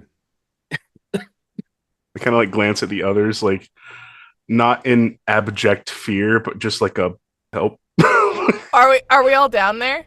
Hatches You at are. least. I hope so. Yeah. Yeah, Dora sits as far away from the Birdman as possible. Not because he's an Aarakocra, but because his personality truly disturbs her.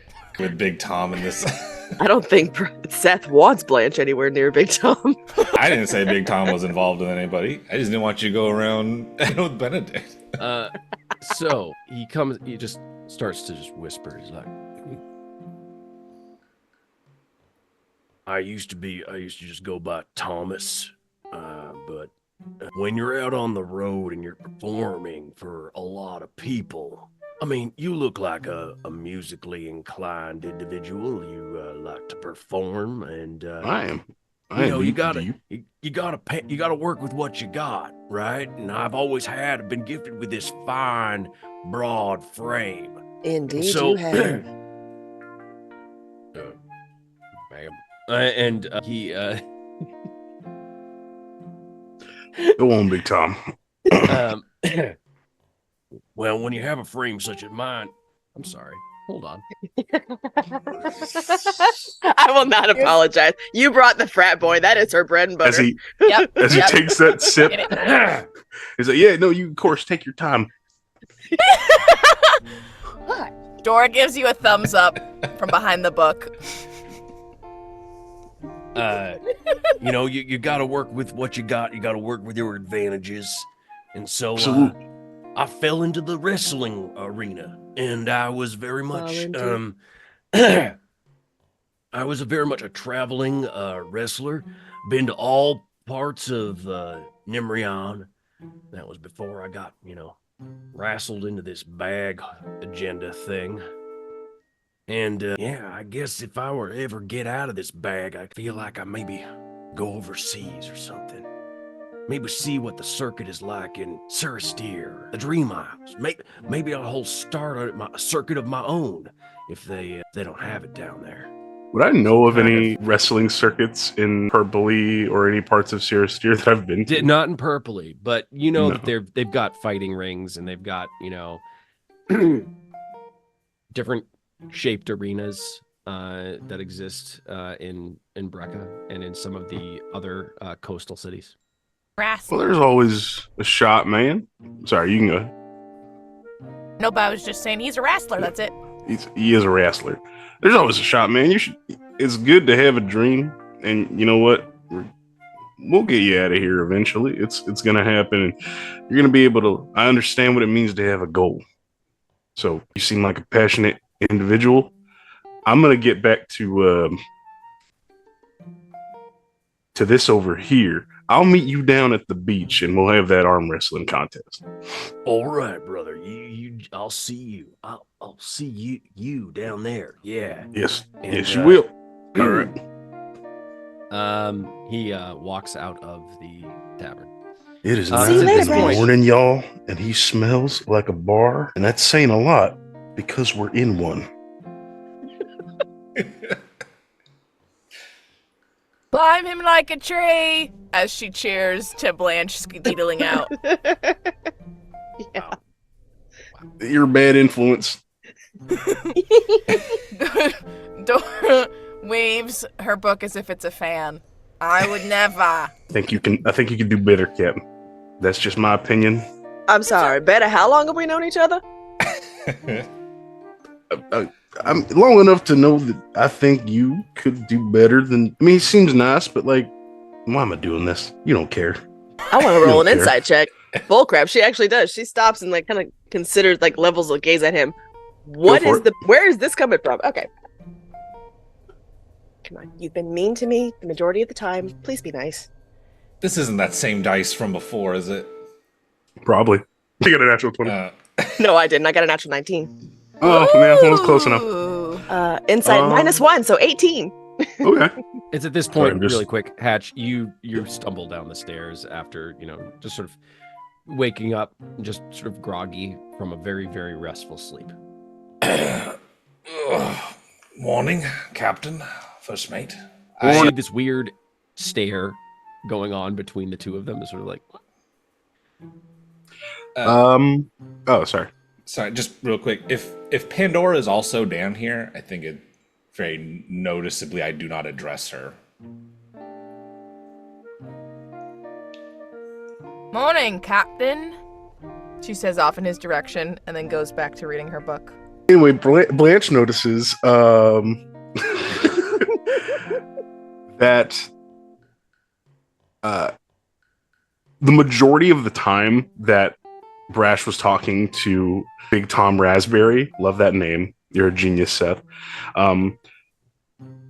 was one of those like kind of faces he puts on to kind of charm people. He was probably wildly uncomfortable, and when he gets a bad feeling about someone, he tends to want them to stay as far away from his crew as possible. You know that. He's very protective over people. Probably in the immediate vicinity, the most important person to him is Blanche. And so, like,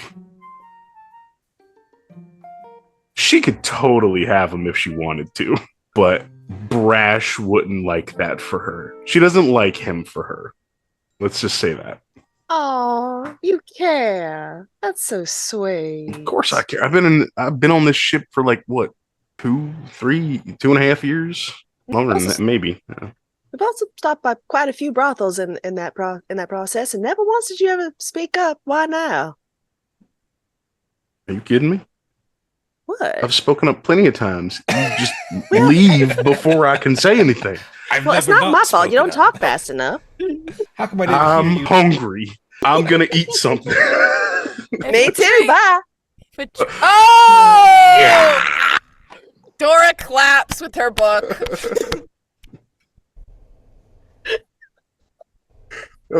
Hatch willfully did not hear that.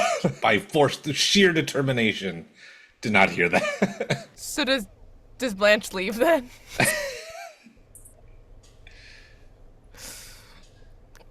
I assume she's getting breakfast. I assume she does. She's zooming. We're playing Turkey Hunter. He gets to hunt, and I'm gonna gobble. Okay. wow. There are children here. So then it's just the three of them left, right? Yeah. Going back to reading her book, not looking up, she goes, "So, Captain, what's the deal for today?" Flips through the book. Who are you addressing as addressing Blanche? Oh, okay, Hatch. Because yesterday, Blanche had said, we're going to call him Captain. She was listening. She wasn't engaging in the conversation, but she was listening. I think Hatch just leaves. See her close the book. I'm gonna set this pot to boil. See what happens. Looks at the first mate, goes, well, bad influence, as you said. Are you all right? By the way, it's been a couple days. I haven't really. Am I alright? Oh. Is Hatch alright? I only said 2 words to him and he storms out. And she gets up and goes, what are you drinking? Nothing yet. I'm trying to get something. Trying to get something to eat. Come on. Excuse me! Knock, knock, knock, knock, knock on the bar table. Oh, yes. I'm so sorry. Yes. It's alright. We're gonna need some hair of the dog, as they say. Woo woo! As she jokingly barks in, Brash's direction. So, if you could just give us your finest, your highest, your whatever you got that's gonna fucking knock us on our asses kind of deal, you know what I'm saying? And, what should I do about Grumpy and Scaly? Should I go say sorry? Will? First of all, whatever she wants is fair game. I'm just good with a breakfast made. Maybe 2. Just put them in a big glass. Like, that's something that Brash is constantly having to, like, clarify, by the way. Because his hand big is glass. so big over a tiny one. They're... I don't know what Blanche is doing. I'm actually terrified right now. Why? I think, She's gonna climb him like a tree. how about that? Listen. And she pulls him in, slings an arm over her shoulder, pulls him in. She needs to pick me up after the Minotaur. I think at that point, the smell of the cigarettes is kind of just hitting him. Oh, God, yeah. And he'll, like... He'd been smelling it, like, for a couple days now.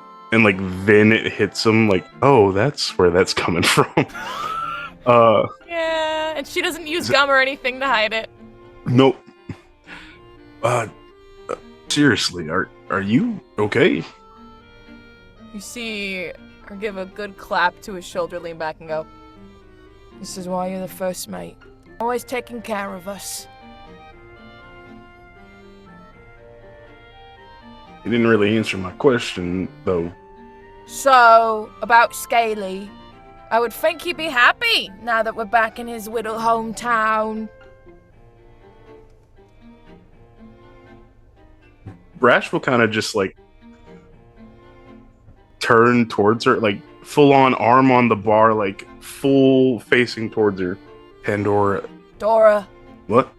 Dora is my name. Pandora is a fucking stage name. Stupid, isn't it? You were saying? Dora.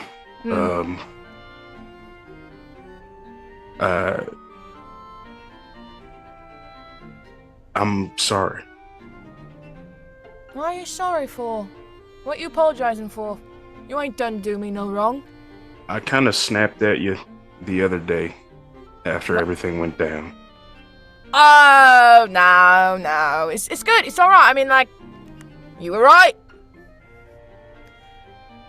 Sometimes the dead's just gotta sleep, take naps. It's the living that are harder to deal with. Like when you go into a friend's mind and tell them to do something they don't want to do. What? Yeah. The reason why Scaly's all pissed at me is because when he went to snap off and tussle with Draquelle, I didn't panic, because I panicked and I tossed a little charm person at him and it didn't go so hot. You know he would have lost that fight, right? I'm well aware. Well, sounds like you're beating yourself up over some that kind of kept him alive. I don't think that sees it that way. I mean, I know he has a right to be pissed, just not at you. I mean, I don't like Draquelle very much. She saved our asses. I get that. But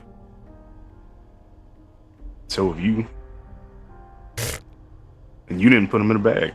She's blowing bubbles in her beer now. Anyway, and she gives him another clap on the shoulder. I appreciate what she said about,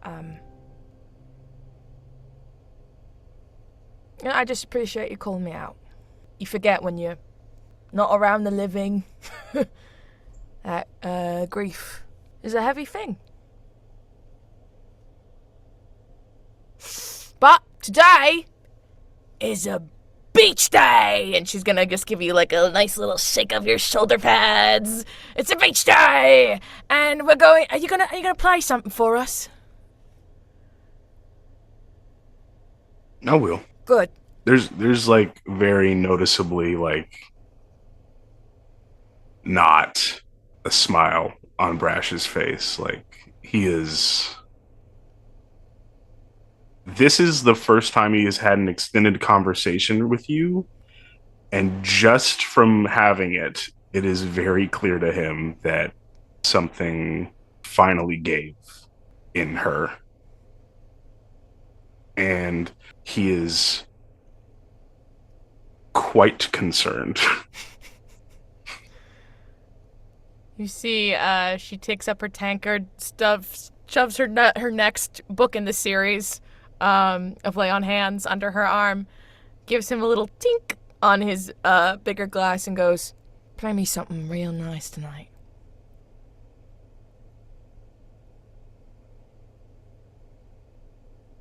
Okay. Now I'm gonna go blow bubbles at Hatch and piss him off even more. Bye! No. And she slides out the door. You can just add a couple more here. Thank you. They bring out some breakfast items. There's there's some pumpkin sugar cookie muffins with brown butter and cream cheese frosting. There's some peach bourbon meatballs wrapped in bacon, and there are some smoked pickle poppers. My cholesterol is shooting through the roof as you're saying. And they're all... No, let's go. The cream cheese frosting is... I was hooked. You Ferwina is definitely just giving you a sampling of some of the wares that will be present at the festivities later today. And she's sort of like gauging like your reaction to each dish as she hands it to you. She's like, and as you like eat it, is it good? There's never been a moment where Brash has eaten a single thing other than something really, really spicy that he hasn't like just said it was a 10 out of 10. So he may not be the most reliable like gauge, but like he is raving about pretty much every single thing she's putting in front of him. Luckily for you, Ferwina is not really big on critics and really just wants the compliment. So she's getting them. She's like, oh, so good. Yes, we did it again. These are on another level. They don't have anything like this in your steer. Well, we've had many years to perfect these recipes, and I'm so happy that you are enjoying them, and I can't wait. I can't wait for hopefully the day arrives that I'm able to get outside of this bag and return back to where we're from, and the rest of the world, and my daughter, and we'll get to enjoy. Sorry, I'm prattling on. She takes her dish rag and just sort of like cleans the bar, just absent-mindedly, just sort of like shuffling off. It's gonna happen, okay? She nods. Doesn't look like she believes it at all. What is Blanche doing? Y'all keep saying what as though that's the question. We all know what she's doing. Jump on it. We don't have to roleplay that if you're uncomfortable with it. We could just say that she trudges herself back to the beach at some point and goes, well, it can't be a home run every single time. Honestly, I don't know what his problem was. She struck out. It happens. Not my captain. I'll kill him. Andy looks ridiculously uncomfortable with the idea, and I don't want to make him roleplay that if he doesn't want to. I was going to allow you to use a single dice roll to tell me if you succeeded or not. I'll take it. What am I rolling? What? I like the. She says, "Let the dice decide. Let the dice decide." You're rolling. This is a D20, just a straight charisma check. Fair. Goddamn horny around here. I love it when the dice can tell what story I'm trying to write. That's a nat one. Wow. That's beautiful.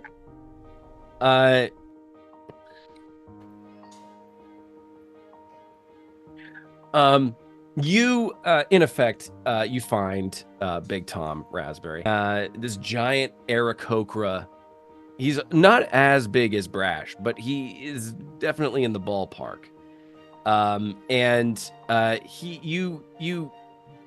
You put on your best charm, Blanche, and you can see that even though he is a big talker, he is not the smartest.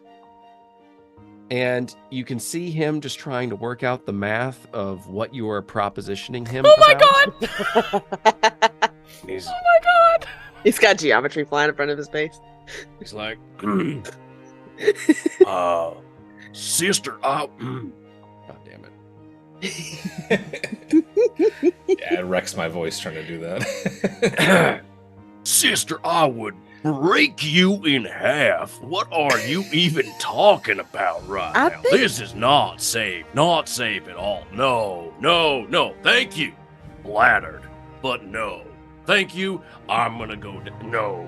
Thank you. I'm gonna go away. And he leaves.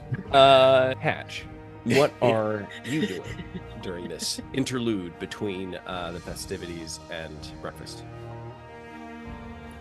Hatch is sort of he's still sort of burdened with the idea of someday having to tell someone in town about the truth of the nature of the pact. And so I think he's sort of just pacing back and forth, probably near town, or probably like near the brunt of the festivities, just kind of running the numbers in his head over if it's worth it to tell someone or anyone who could he trust with this that wouldn't freak out or you know, lose their marbles over this.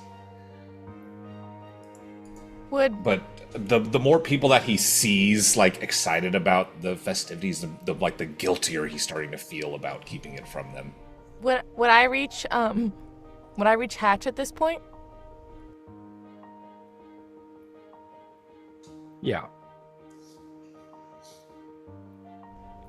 At this point, she's going to prestidigitation some bubbles that just start popping obnoxiously in your face. And she will refuse to leave until you address her, with these bubbles just swarming you. That is a sufficient enough distraction for him to stop pacing. And I turn to you. Yes, Pandora. It's just Dora. Lights up her cigarette, blows it out. So, bag boy, thought you would be happier being home. There are a lot of things in the air, plates that are spinning. And he's got a tone of voice that he's clearly trying very hard to not make a scene. Can I help you, Dora? Nah, I just like to see you squirm. You fucking hate me, don't you? Good. Let's keep it that way, bag boy. Gives him a wink. I think he's taken a little aback, and he hesitates. And I just go, I do not hate you, Dora. I'm just very disappointed. Disappointed? How so, Professor? Since I'm such a fucking school kid.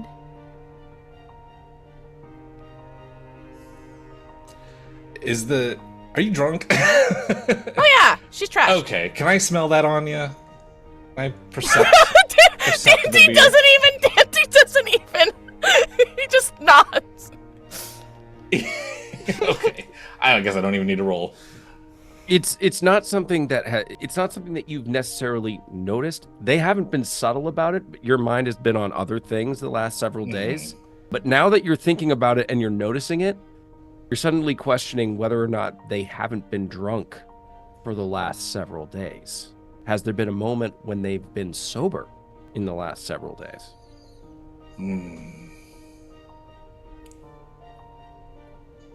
Professor? I take out the dimension door sword, and I cut a hole open. And I go, I have some things I need to think about, Dora. Maybe drink some water. Stop smoking. It's bad for you. And I step through. I don't give the sword a direction, just away from here. You arrive in a destination you are familiar with. It is a hillside overlooking the town of Brightray. Only you actually, for whatever reason, it was the first place that sort of came to your mind. And so you arrived there. So that hill has a little bit of significance for Hatch, other than the fact that this is where he goes every time he almost dies, and there are scratch and claw marks of him trying to hold himself down. He chuckles at that a little bit. But this hill is also the grave site where Iman was buried, who was the boy he kind of talked to in his dream, the son of Benedict. And he just kind of takes a seat next to the headstone that has Iman's name engraved on it. He kind of just buries his head in his hands.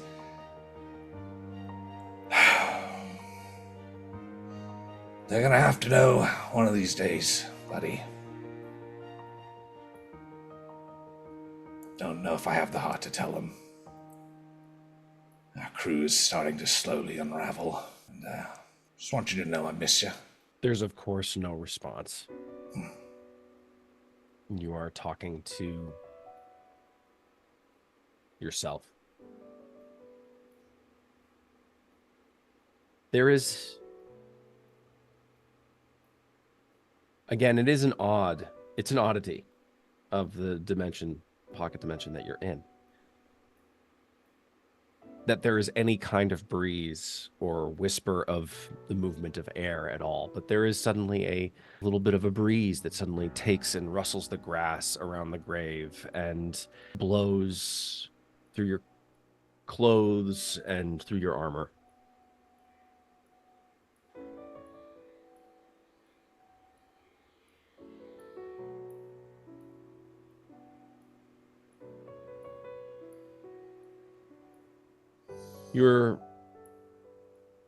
As you are standing, or you're sitting or standing? Sitting. You're sitting by the grave.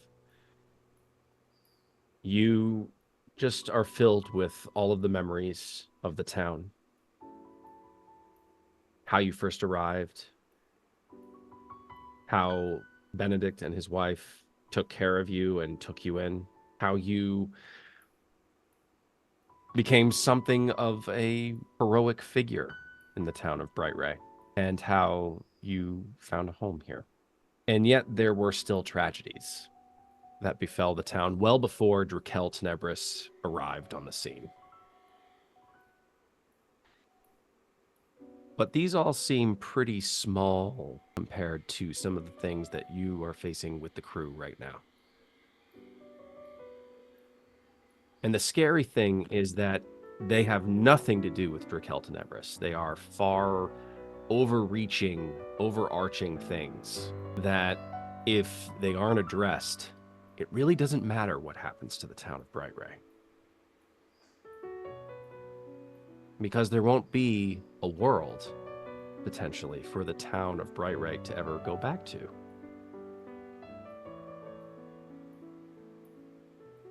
And in that thought, maybe there's an explanation there. You're not sure. A way to describe what your quest might actually be and what might actually be gained from it. I think I am sort of talking to Iman, but also just sort of thinking all of this aloud.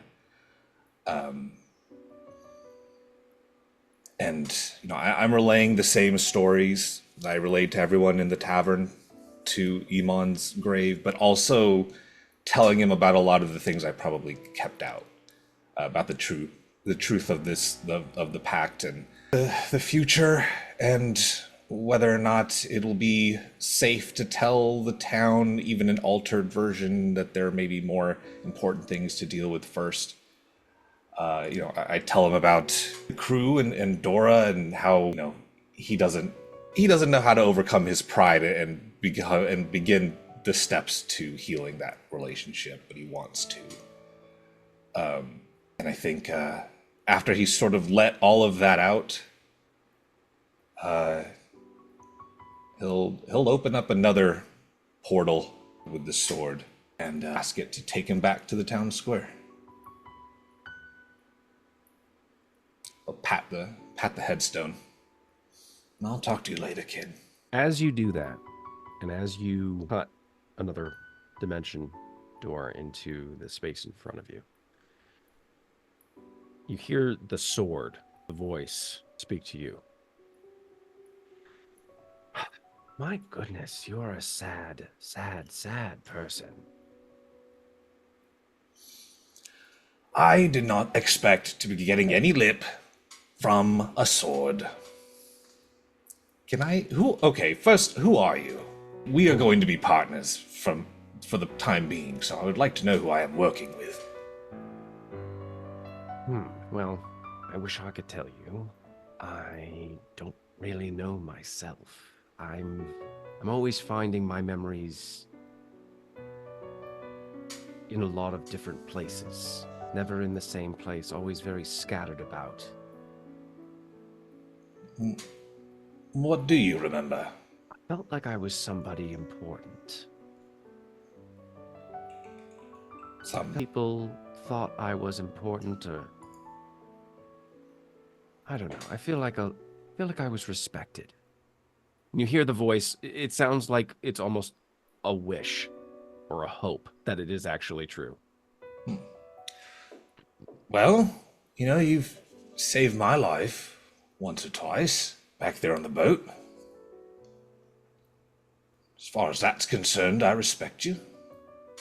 Yeah, you're gonna have to do a little bit better under pressure, though, when you're using me, because, I didn't know there were rules. I've never attuned to anything before. I thought you just did it and then it worked.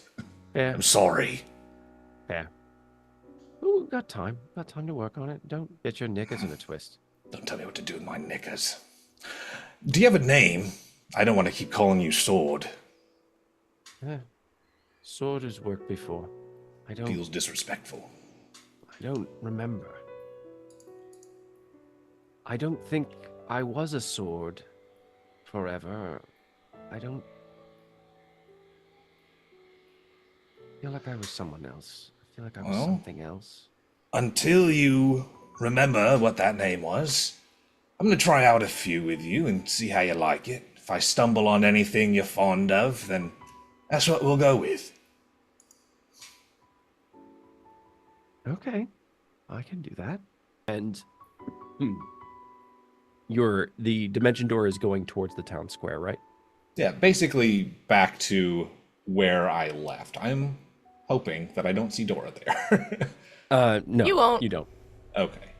Actually, it is at this moment where as you step through the dimension door, you see that there is a slew of townspeople who are basically headed down towards the beach. They've all sort of congregated, and they're everybody's carrying big tent pieces, and some of them are carrying big musical instruments, like for a big band of some kind, and some are carrying just massive platters of food and casks of wine and beer, all headed down to the beach. Some still are carrying what look to be fireworks of some kind, and it looks like there is definitely some kind of a shindig that's going to be going down. And it's all for you. As I walk down to the beach, do I see the rest of the crew there? Are they all starting to congregate? You see Brash on the way down. You do see Blanche looking slightly dejected. A teeny bit.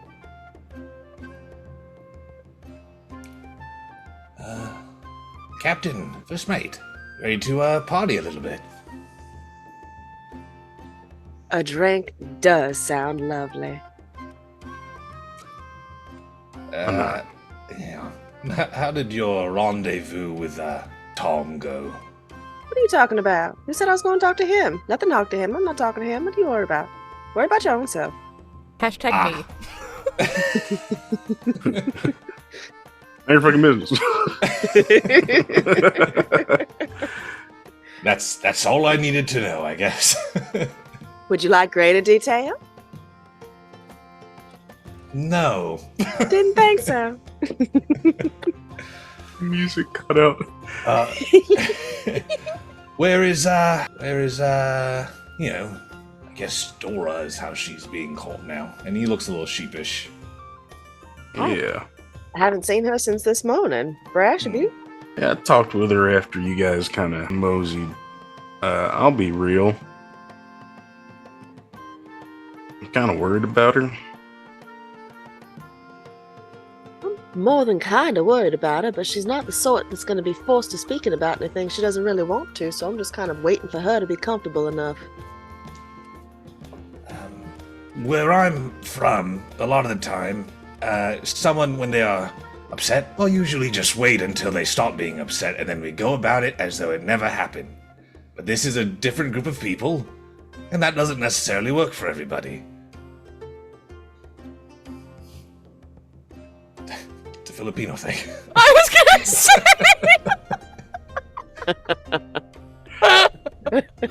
What's that?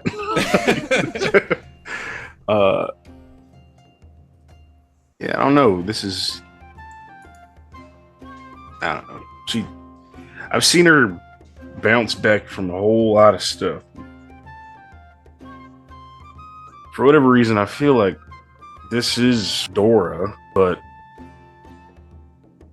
this ain't a Dora that, you know, is fully all there. Brash, it's no different than the conversation you and I had on ship 2 days ago.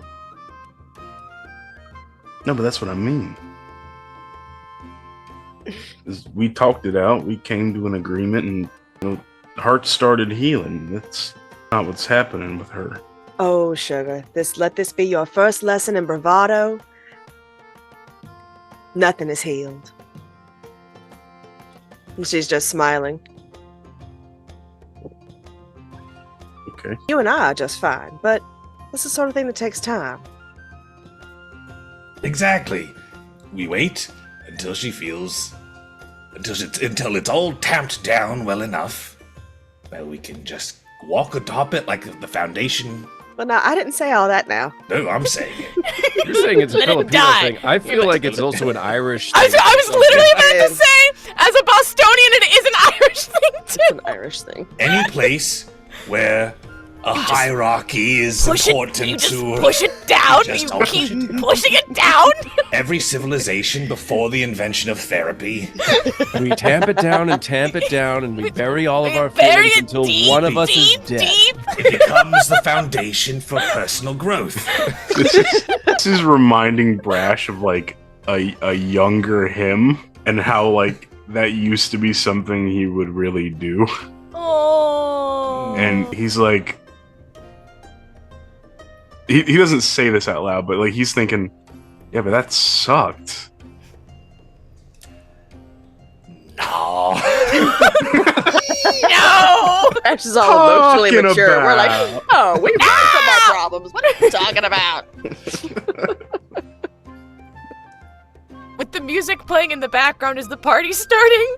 Yes. Because the Yes. tones. At this point, you notice that It's not unusual. Just like you were guys are, dancing in the you back. guys are dancing through this really deep conversation.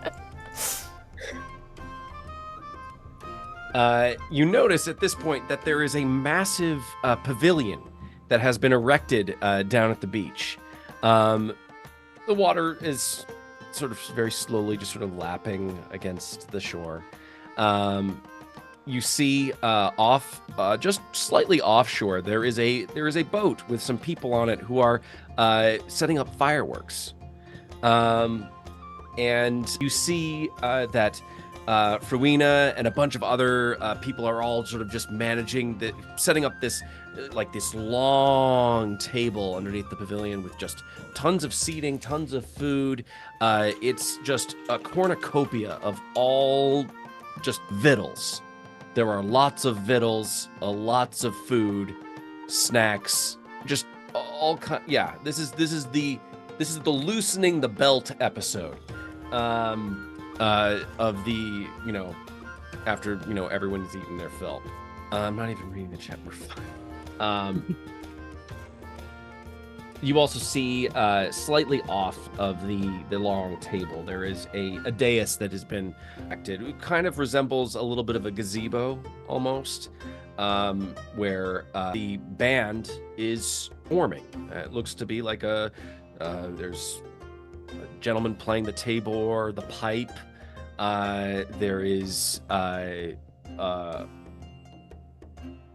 lute player. All of them sort of just and a horn. There's a very large horn that is being played. All of them are just sort of getting in tune at this time and beginning to play songs of merriment as they await news. Pandora, give me a perception check. All right.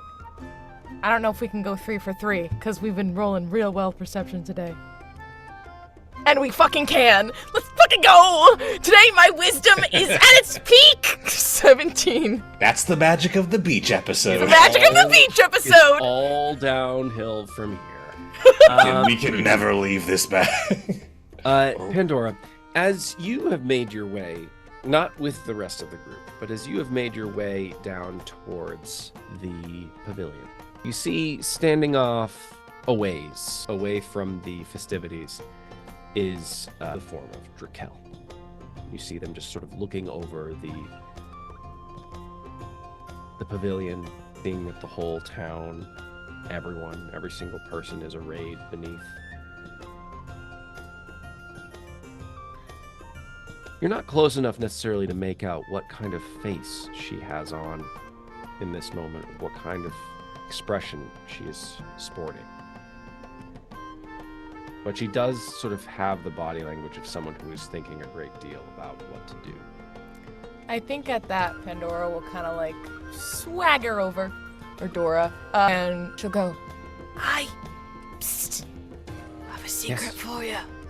What? Notion's heard it coming closer. With like booze breath, coming out. Gods. Take today to just live as mortals do and have fun.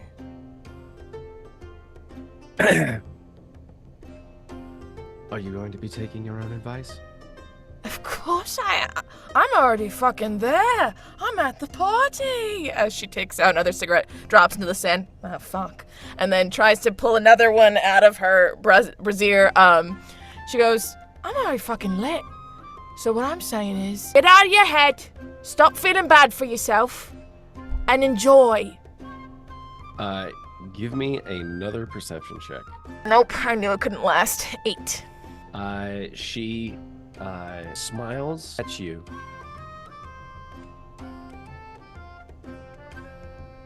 And then she gets a far-off look in her eye. Aye. Snaps her fingers. Aye. Listen to me. And then you hear she gets a firm grip on her shoulder. We get one day to enjoy ourselves. If anything I've learned about death in life is that it comes so much quicker than you think it's going to. So just enjoy. She suddenly has like this resigned expression on her, as if she's like made a decision. And she just sort of looks at you and says, very well. That's a girl. And gives her a big hearty clap on the back. The entire time, she's been analyzing her mannerisms, vocal pattern, the way she holds her face, and just blocking that in place. Kelsey, no, I we feel all the emotions right now, but we can't hear what you're saying. I fucking knew it. I fucking knew it. I fucking knew it. I knew what you were doing. Loud expletives. Yeah, if it was captioned, that may as well be what was said. Draquelle walks down the hillside towards the pavilion and joins the rest of the festivities. There are maybe one or two individuals who notice the Jael Lachey that walks in, but none of them, it looks like they assume that they're walking around with Dora, so they assume that it's just another member of the crew. Just another crew member.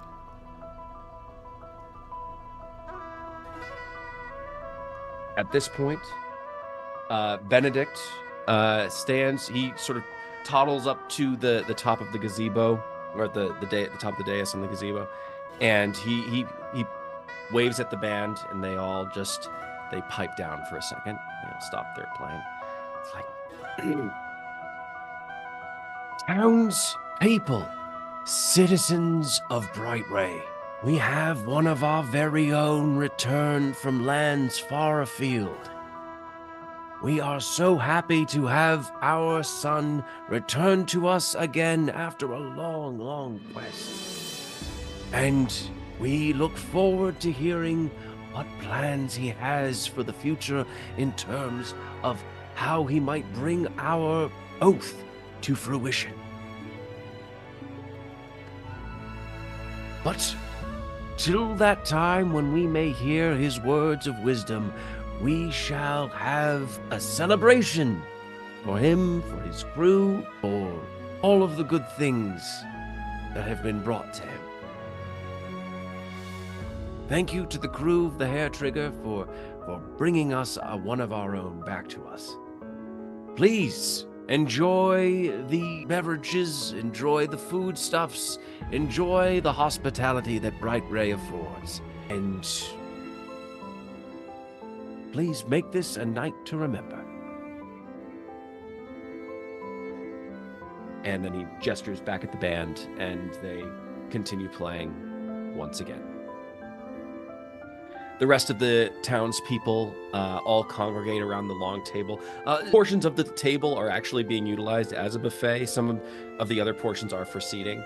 But right now, people seem to be very comfortable milling about. Some people will take their food outside the pavilion down towards the shore as they sort of gaze off into the ocean starry scape way out there in the distance.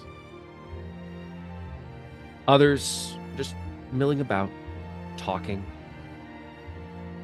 speaking the local gossip, and that gossip is pretty much just all about Hatch and about the crew of the HARETRIGGER and what their purpose for the future will be. Draquelle, meanwhile, has sort of left your side door and is just milling about, just walking around, just sort of looking at all of the different people, not keying in on any individual in particular, just sort of like noticing each of them. What are the four of you doing? I think at first, Hatch is probably sort of crowded with other people who are trying to ask him questions. And he answers them to the best of his ability while maintaining the things he has to maintain. Then he kind of sort of excuses himself. And I think he's going to make a second plate of food. And I'm gonna go and try and find Dora. Nope, not gonna let you. Just looking. Nope. Casually. Hiding. Give me a stealth check, and Hatch, give me a opposed perception check.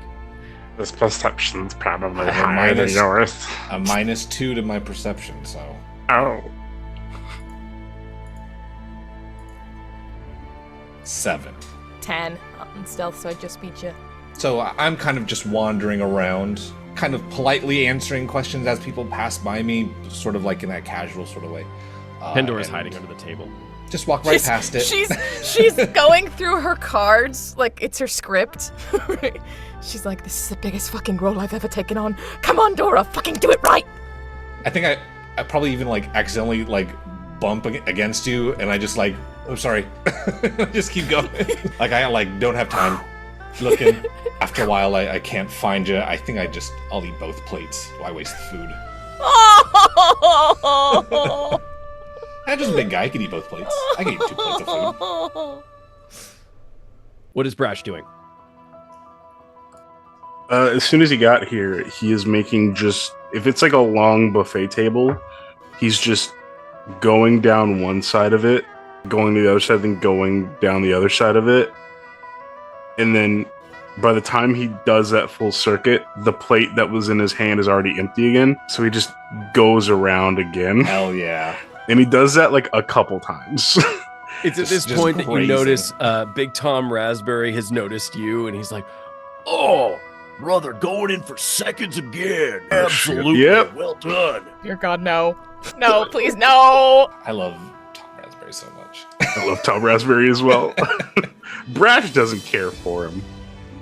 But Andy loves Big Tom Raspberry. Big Tom Raspberry.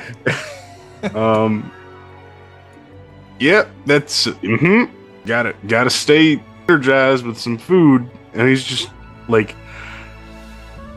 at like this point, it goes from Brash eating because he's thoroughly enjoying all the food to Brash just like putting food items in his mouth to like stop his ability to talk. the awkwardness of it all. If I'm eating, I don't have to say anything. What is Blanche doing? Oh, I imagine Blanche probably got a small plate of something like a loaf of bread and some sort of prepared meat of some kind. Went and got a glass of wine, and she's perched in a tree nearby somewhere where she's just watching the party, enjoying and not actively trying to seek out anyone in the crowd to make uncomfortable again. So not under the pavilion? No. Dora? What are you doing? She's just thinking of her granddad and how, as a clown, his favorite thing to do is to make people happy. And how she never could really do that like him. But she thinks this is the closest thing she's got. How's the practicing coming? Little slip-ups here and there. Dora mastered Pandora's character because that's her stage thing. Mastering someone else is a completely different vibe. But she's kind of banking on that the people of this town don't remember the conversation, or they don't even remember interacting with Draquelle.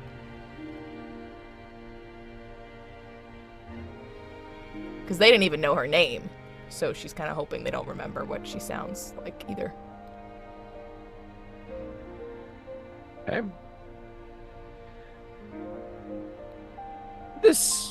The festivities go on for the next 30, 45 minutes. The band playing through a variety of different songs, all thoroughly entertaining. Like, the band in Brightray is actually halfway decent. I mean, they're no Brash Briggs, but, you know, then again, who is? But Benedict eventually comes back up to the stage, and he like taps his wine glass with his fork. And sorry, yes, thank you. Ladies and gentlemen of Brightray, we have a treat for you all. And he gestures out over the shore into the ocean to the boat that is just bobbing in the waves. If you direct your attention, we have several of our townsfolk who have brought out some very special fireworks for this festivities. Yes, please, everyone, look out upon the waves. And he barely gets out the word waves when suddenly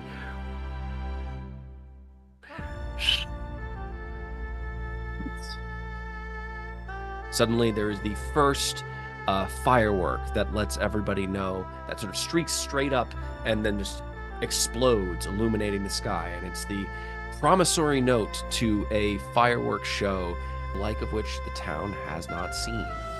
And firework after firework, just all of them just periodically just exploding, sort of providing punctuation for an already fantastic evening.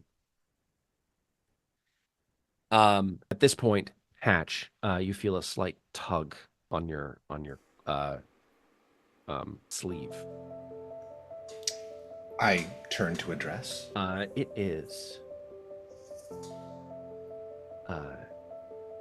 Mazira. She looks at you and just looks up into your eyes, and she says, Hatch, Benedict wanted me to let you know that you'll be up next after the fireworks display. Oh, yeah. Okay, thank you. I put my arm on her shoulder briefly. We haven't had a lot of time to talk. I hope you are doing all right as well.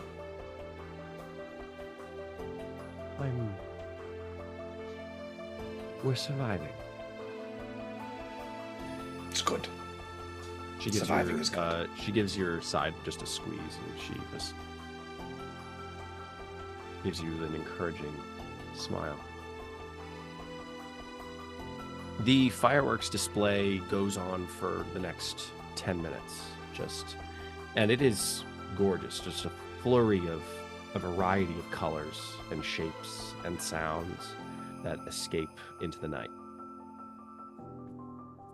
Or, yeah, into the evening. Eventually, though, Benedict does ascend the dais once again. He says, "Now we are here. We are gathered. Yes, this is a festivity for one of our own, but we are gathered to hear what our hero, our Knight of Brightray, is to have in store for us, for the future of this town. We wait with bated breath." And he gestures to you. I slowly take the stage. Hey, everyone, hello, thank you. Shuffles off to the side, leaving you alone. Yes, hello, hi. First off, thank you all for welcoming us so graciously as you have.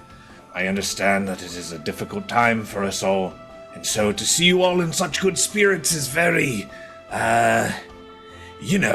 it's encouraging. Because what I'm going to tell you, I'm going to need a lot of courage. A lot of courage. And I kind of just briefly glance at the crew, and then quickly at Benedict and Mazira, and I kind of try to find Dora, but not for too long. And I'm like, so, I know that we are all eager to defeat Draquelle and reveal and free ourselves from this bag. But there are greater powers at work, and I fear that they might be more important for us to deal with first. And I kind of let that sit. More important than getting your town out of a bag? Fucking Lasco. It will not matter if Brightray is freed, if the world is destroyed. Sounds like a crock, mate. Could it possibly be a crock of shit any more than us being in a bag in the first place? Clearly, there is great magic that the world is capable of. If one Fae could do that, imagine what the powers that I am trying to refer to here could do.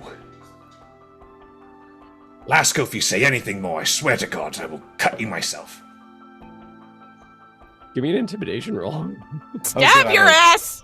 I have a +0 to that, so 6. No, buddy. Your plea comes off a little bit desperate, but he doesn't say a word. And can I help a little bit with that? Because you did tell me what his AC was, and I rolled. She wanted to shoot an arrow right in front of him, like at his feet. We're killing him. Give me an intimidation All roll. right, here comes the heel turn. No, it's supposed to be like in addition to what Hatch was saying. She's still off at distance. I've got 600 feet of range with this thing. These are pilots. Intimidation, where'd it go? There it is. Don't forget it. Don't It's a forget 16. it. Punch you in your 16? sleep. He just sort of rolls his eyes at you, Hatch, and then right at his feet, an arrow suddenly appears, and he looks around frantically to see who shot it, and he just sits back down. I don't think Hatch noticed that arrow. I think that Hatch thinks he did that. This guy's shooting arrows with his mind. I'm shooting arrows with my mind. There are dangers, and I think that in our unique position, and our unique capabilities, that it would be prudent for us to handle these problems first. Give me, you can choose. Either you can do a persuasion Athletics, or a athletics. performance check. Damn it. Persuasion Inspire him. or performance. What was that? Plus Zoo to Can I inspire him? You do have a point of I inspiration. do that you have may use. inspiration. You So, have a point of inspiration which you can use, and then you can also be bardically inspired. Come on, Okay. come on, come on. let's do persuasion. 14. Oh, not bad. I'm gonna use it though, just in case. 7. So 14. Okay. So, are you using the inspiration point to gain advantage? Yeah, isn't that? Okay. Right. Yeah, I got the 14 and a 7. So All right. You're not using the bardic? doesn't he Also have bardically to? inspired. Oh, he also did the bardic. He quickly went. Okay, what's the bardic again? D8. Yeah. Yep. Mm-hmm. Okay, so 14. Every time I think I have to do the bardic inspiration real quick, I'm just doing the Willy Wonka the quick flute. on my nose. So that's an 8. That's a 20. Nice. 22. Thank you. Again, Hatch thinks that he did that on his own because he doesn't necessarily. He is in what he is. You he is did. in- You did. he's in like tunnel vision. Like, Yes. He has like he's like sweating internally. Do you ever get Um, cotton mouth when you have to do public speaking?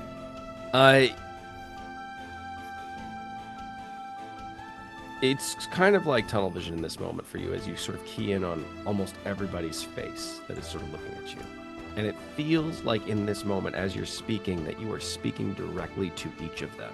And you're speaking very forcefully, and you're telling them of all of these dangers and the other evils that exist within the world that truly, if they are not fought, it doesn't matter whether Brightray is rescued or not, or brought out of this bag. Brightray can be rescued, but at this moment, there are more important things. All of them are incredibly curious, and all of them are willing to listen to you, it seems, with the exception of a few, like maybe one or two outliers. But Benedict, while surprised, just sort of is like, and Mizira is also just looking at you, just like. And what are the rest of you doing? I'm keeping an eye out for any more would-be hecklers. You don't I'm shame also my crew doing in that. their hometown. Mm-hmm. Okay, Dora. Dora has slunk off to cast Disguise Self, and she's waiting for the right moment. This would be it. There is a brief lull in the message. In that case, then you hear a very slow clap, clap, clap, clap, as from behind all of let's go with Hatch's Taylor. Behind all of the crowd, you see the radiant form of Draquelle Tenebris slowly clapping as she approaches the little podium. I look at this Draquelle, and do I also see disguised Draquelle in the audience anywhere?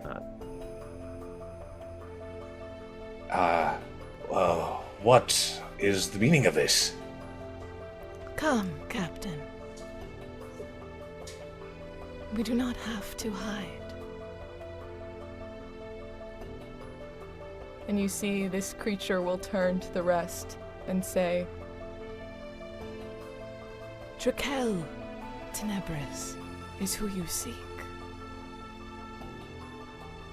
And that is who stands before you. Being a fae such as myself, the idea of apologies. We don't say sorry. It's insignificant given our longevity. She's literally paraphrasing what Draquelle had said to her before. But since you are all mortals, and she's playing it up more Draquelle in her empowered form as opposed to, because we've seen Draquelle very meek recently, more so the Draquelle on the boat, right? The one who took charge. But I have to say, and at this, her head slightly tilts to Hatch. I am sorry. Looks back to the crowd. I have deceived you all. It was a test, you see. The deal is null, and will be as such if you wish to return to the world outside. This was made by a much younger me. One who did not see all of the lives I was impacting. I was trying to protect my people.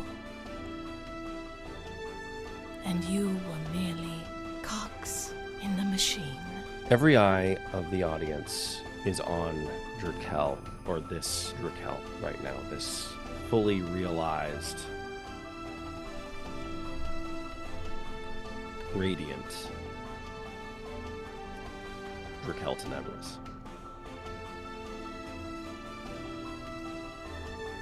None of the eyes are on the real Draquelle Tenebris that is standing on the seashore, looking out over the water. She snaps her fingers. Suddenly, the music stops. There is no movement. Everything is frozen in time, in space. You all are frozen as well. Although I will say, I will give each of you a chance to roll a wisdom saving throw. My highest. Oh, sure, yeah. We all go, nice. Not Thanks me. for the chance, Andy. We're all done, motherfuckers. 8. 0. 0? I have a negative modifier too, and I rolled a natural 1, so I get 0. I need to make at least one wise character. Please tell me you rolled something decent, Andy. You got this. What did you roll? Show us what the max is about in Valve Max. What did you get? Maximum. Well, Max has 3 letters, right? No! Well, hold on. I did not roll 3. I rolled 4.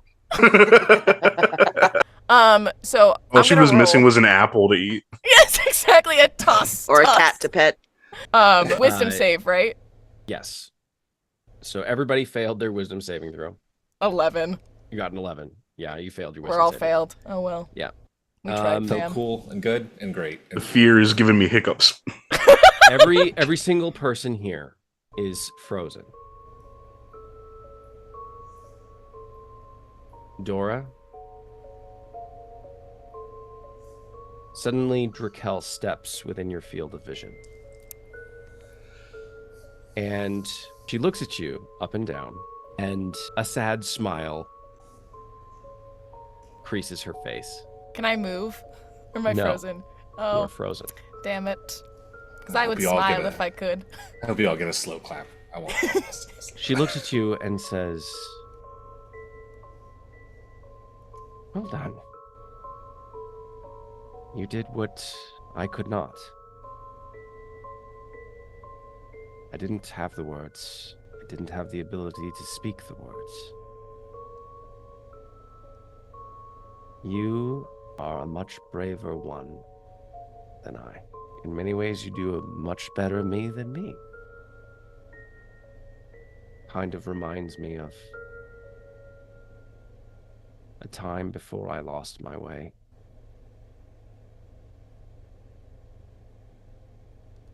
You should lead with that more. She leaves your field of vision. She stands before you, Brash. Remember to protect yourself. You're always protecting everyone else. The only way to keep what's tender about you is to make sure that it is preserved. Don't lose that. She leaves your field of vision. Captain Blanche, she stands before you, and she kneels down. all fight and fury right now. I know you feel like you lost your way. As someone who actually did, just know that you found it. You're not lost. You are still the leader. And your finest moment shall come very soon. She leaves your field of vision. Hatch, she stands before you. I figured it out. I figured out how to beat me, how to free your town. This would not have happened without you. This town shall be returned, and you and your crew will be set back upon the ocean. Please tell Dozer and Felix I am sorry that our journey has come to an end. You're a brave one, Hatch. She touches the arm that is the replacement. And you feel just a warmth, and the jewel on the shoulder glows a brilliant red. As she has filled this gem with a spell. You feel this energy course through your body. And for whatever reason, you feel stronger, more vital. You feel different. Maybe wiser, maybe more intelligent, maybe more charming. Maybe tougher, faster. And she then leaves your field of vision. And you hear her voice sort of ring out amongst the crowd.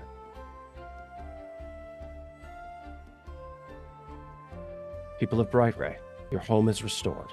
And suddenly, from each of your different perspectives, you see all the townspeople suddenly begin to disappear into motes of starlight,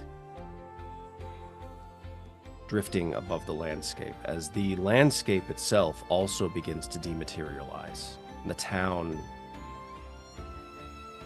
and the dock, and the tavern, and the houses, and the fields, and the hills, all of them begin to vanish from within the pocket dimension of this bag. And all four of you are suddenly standing in front of what remains of the dock, what remains of the platform that extends onto the ship. And you see Draquelle. And she looks at you all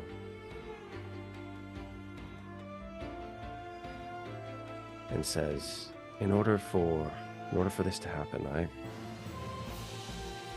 figured it out. I have to stay here. This is the only way that this spell, this pact can be broken, as if I'm beaten. I am vested. This is how the magic will be released.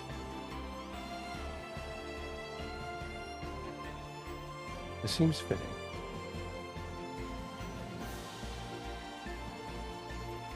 And she waves her hand, and the remaining portion of the dock disappears, and you all suddenly find yourselves where you were when you first entered the dimension, on board the HARETRIGGER.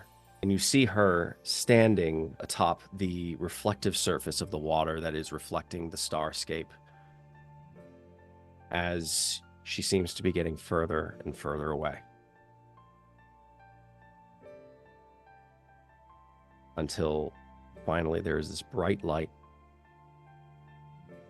and you feel the toss and heave of the waves beneath you as the ship is once again upon the Sea of Hilo in the world of Odromia. And you all have returned to where you're supposed to be. And that is where we will leave it for tonight. You're stuck with us now. I mean, that wasn't what that was about. That was just a very tense moment. Good though. Patch, you are now at the same level as everybody else. Oh, these changes in my body. Now we have a frontline fighter bow, baby! Finally! Is this what the mammals call puberty?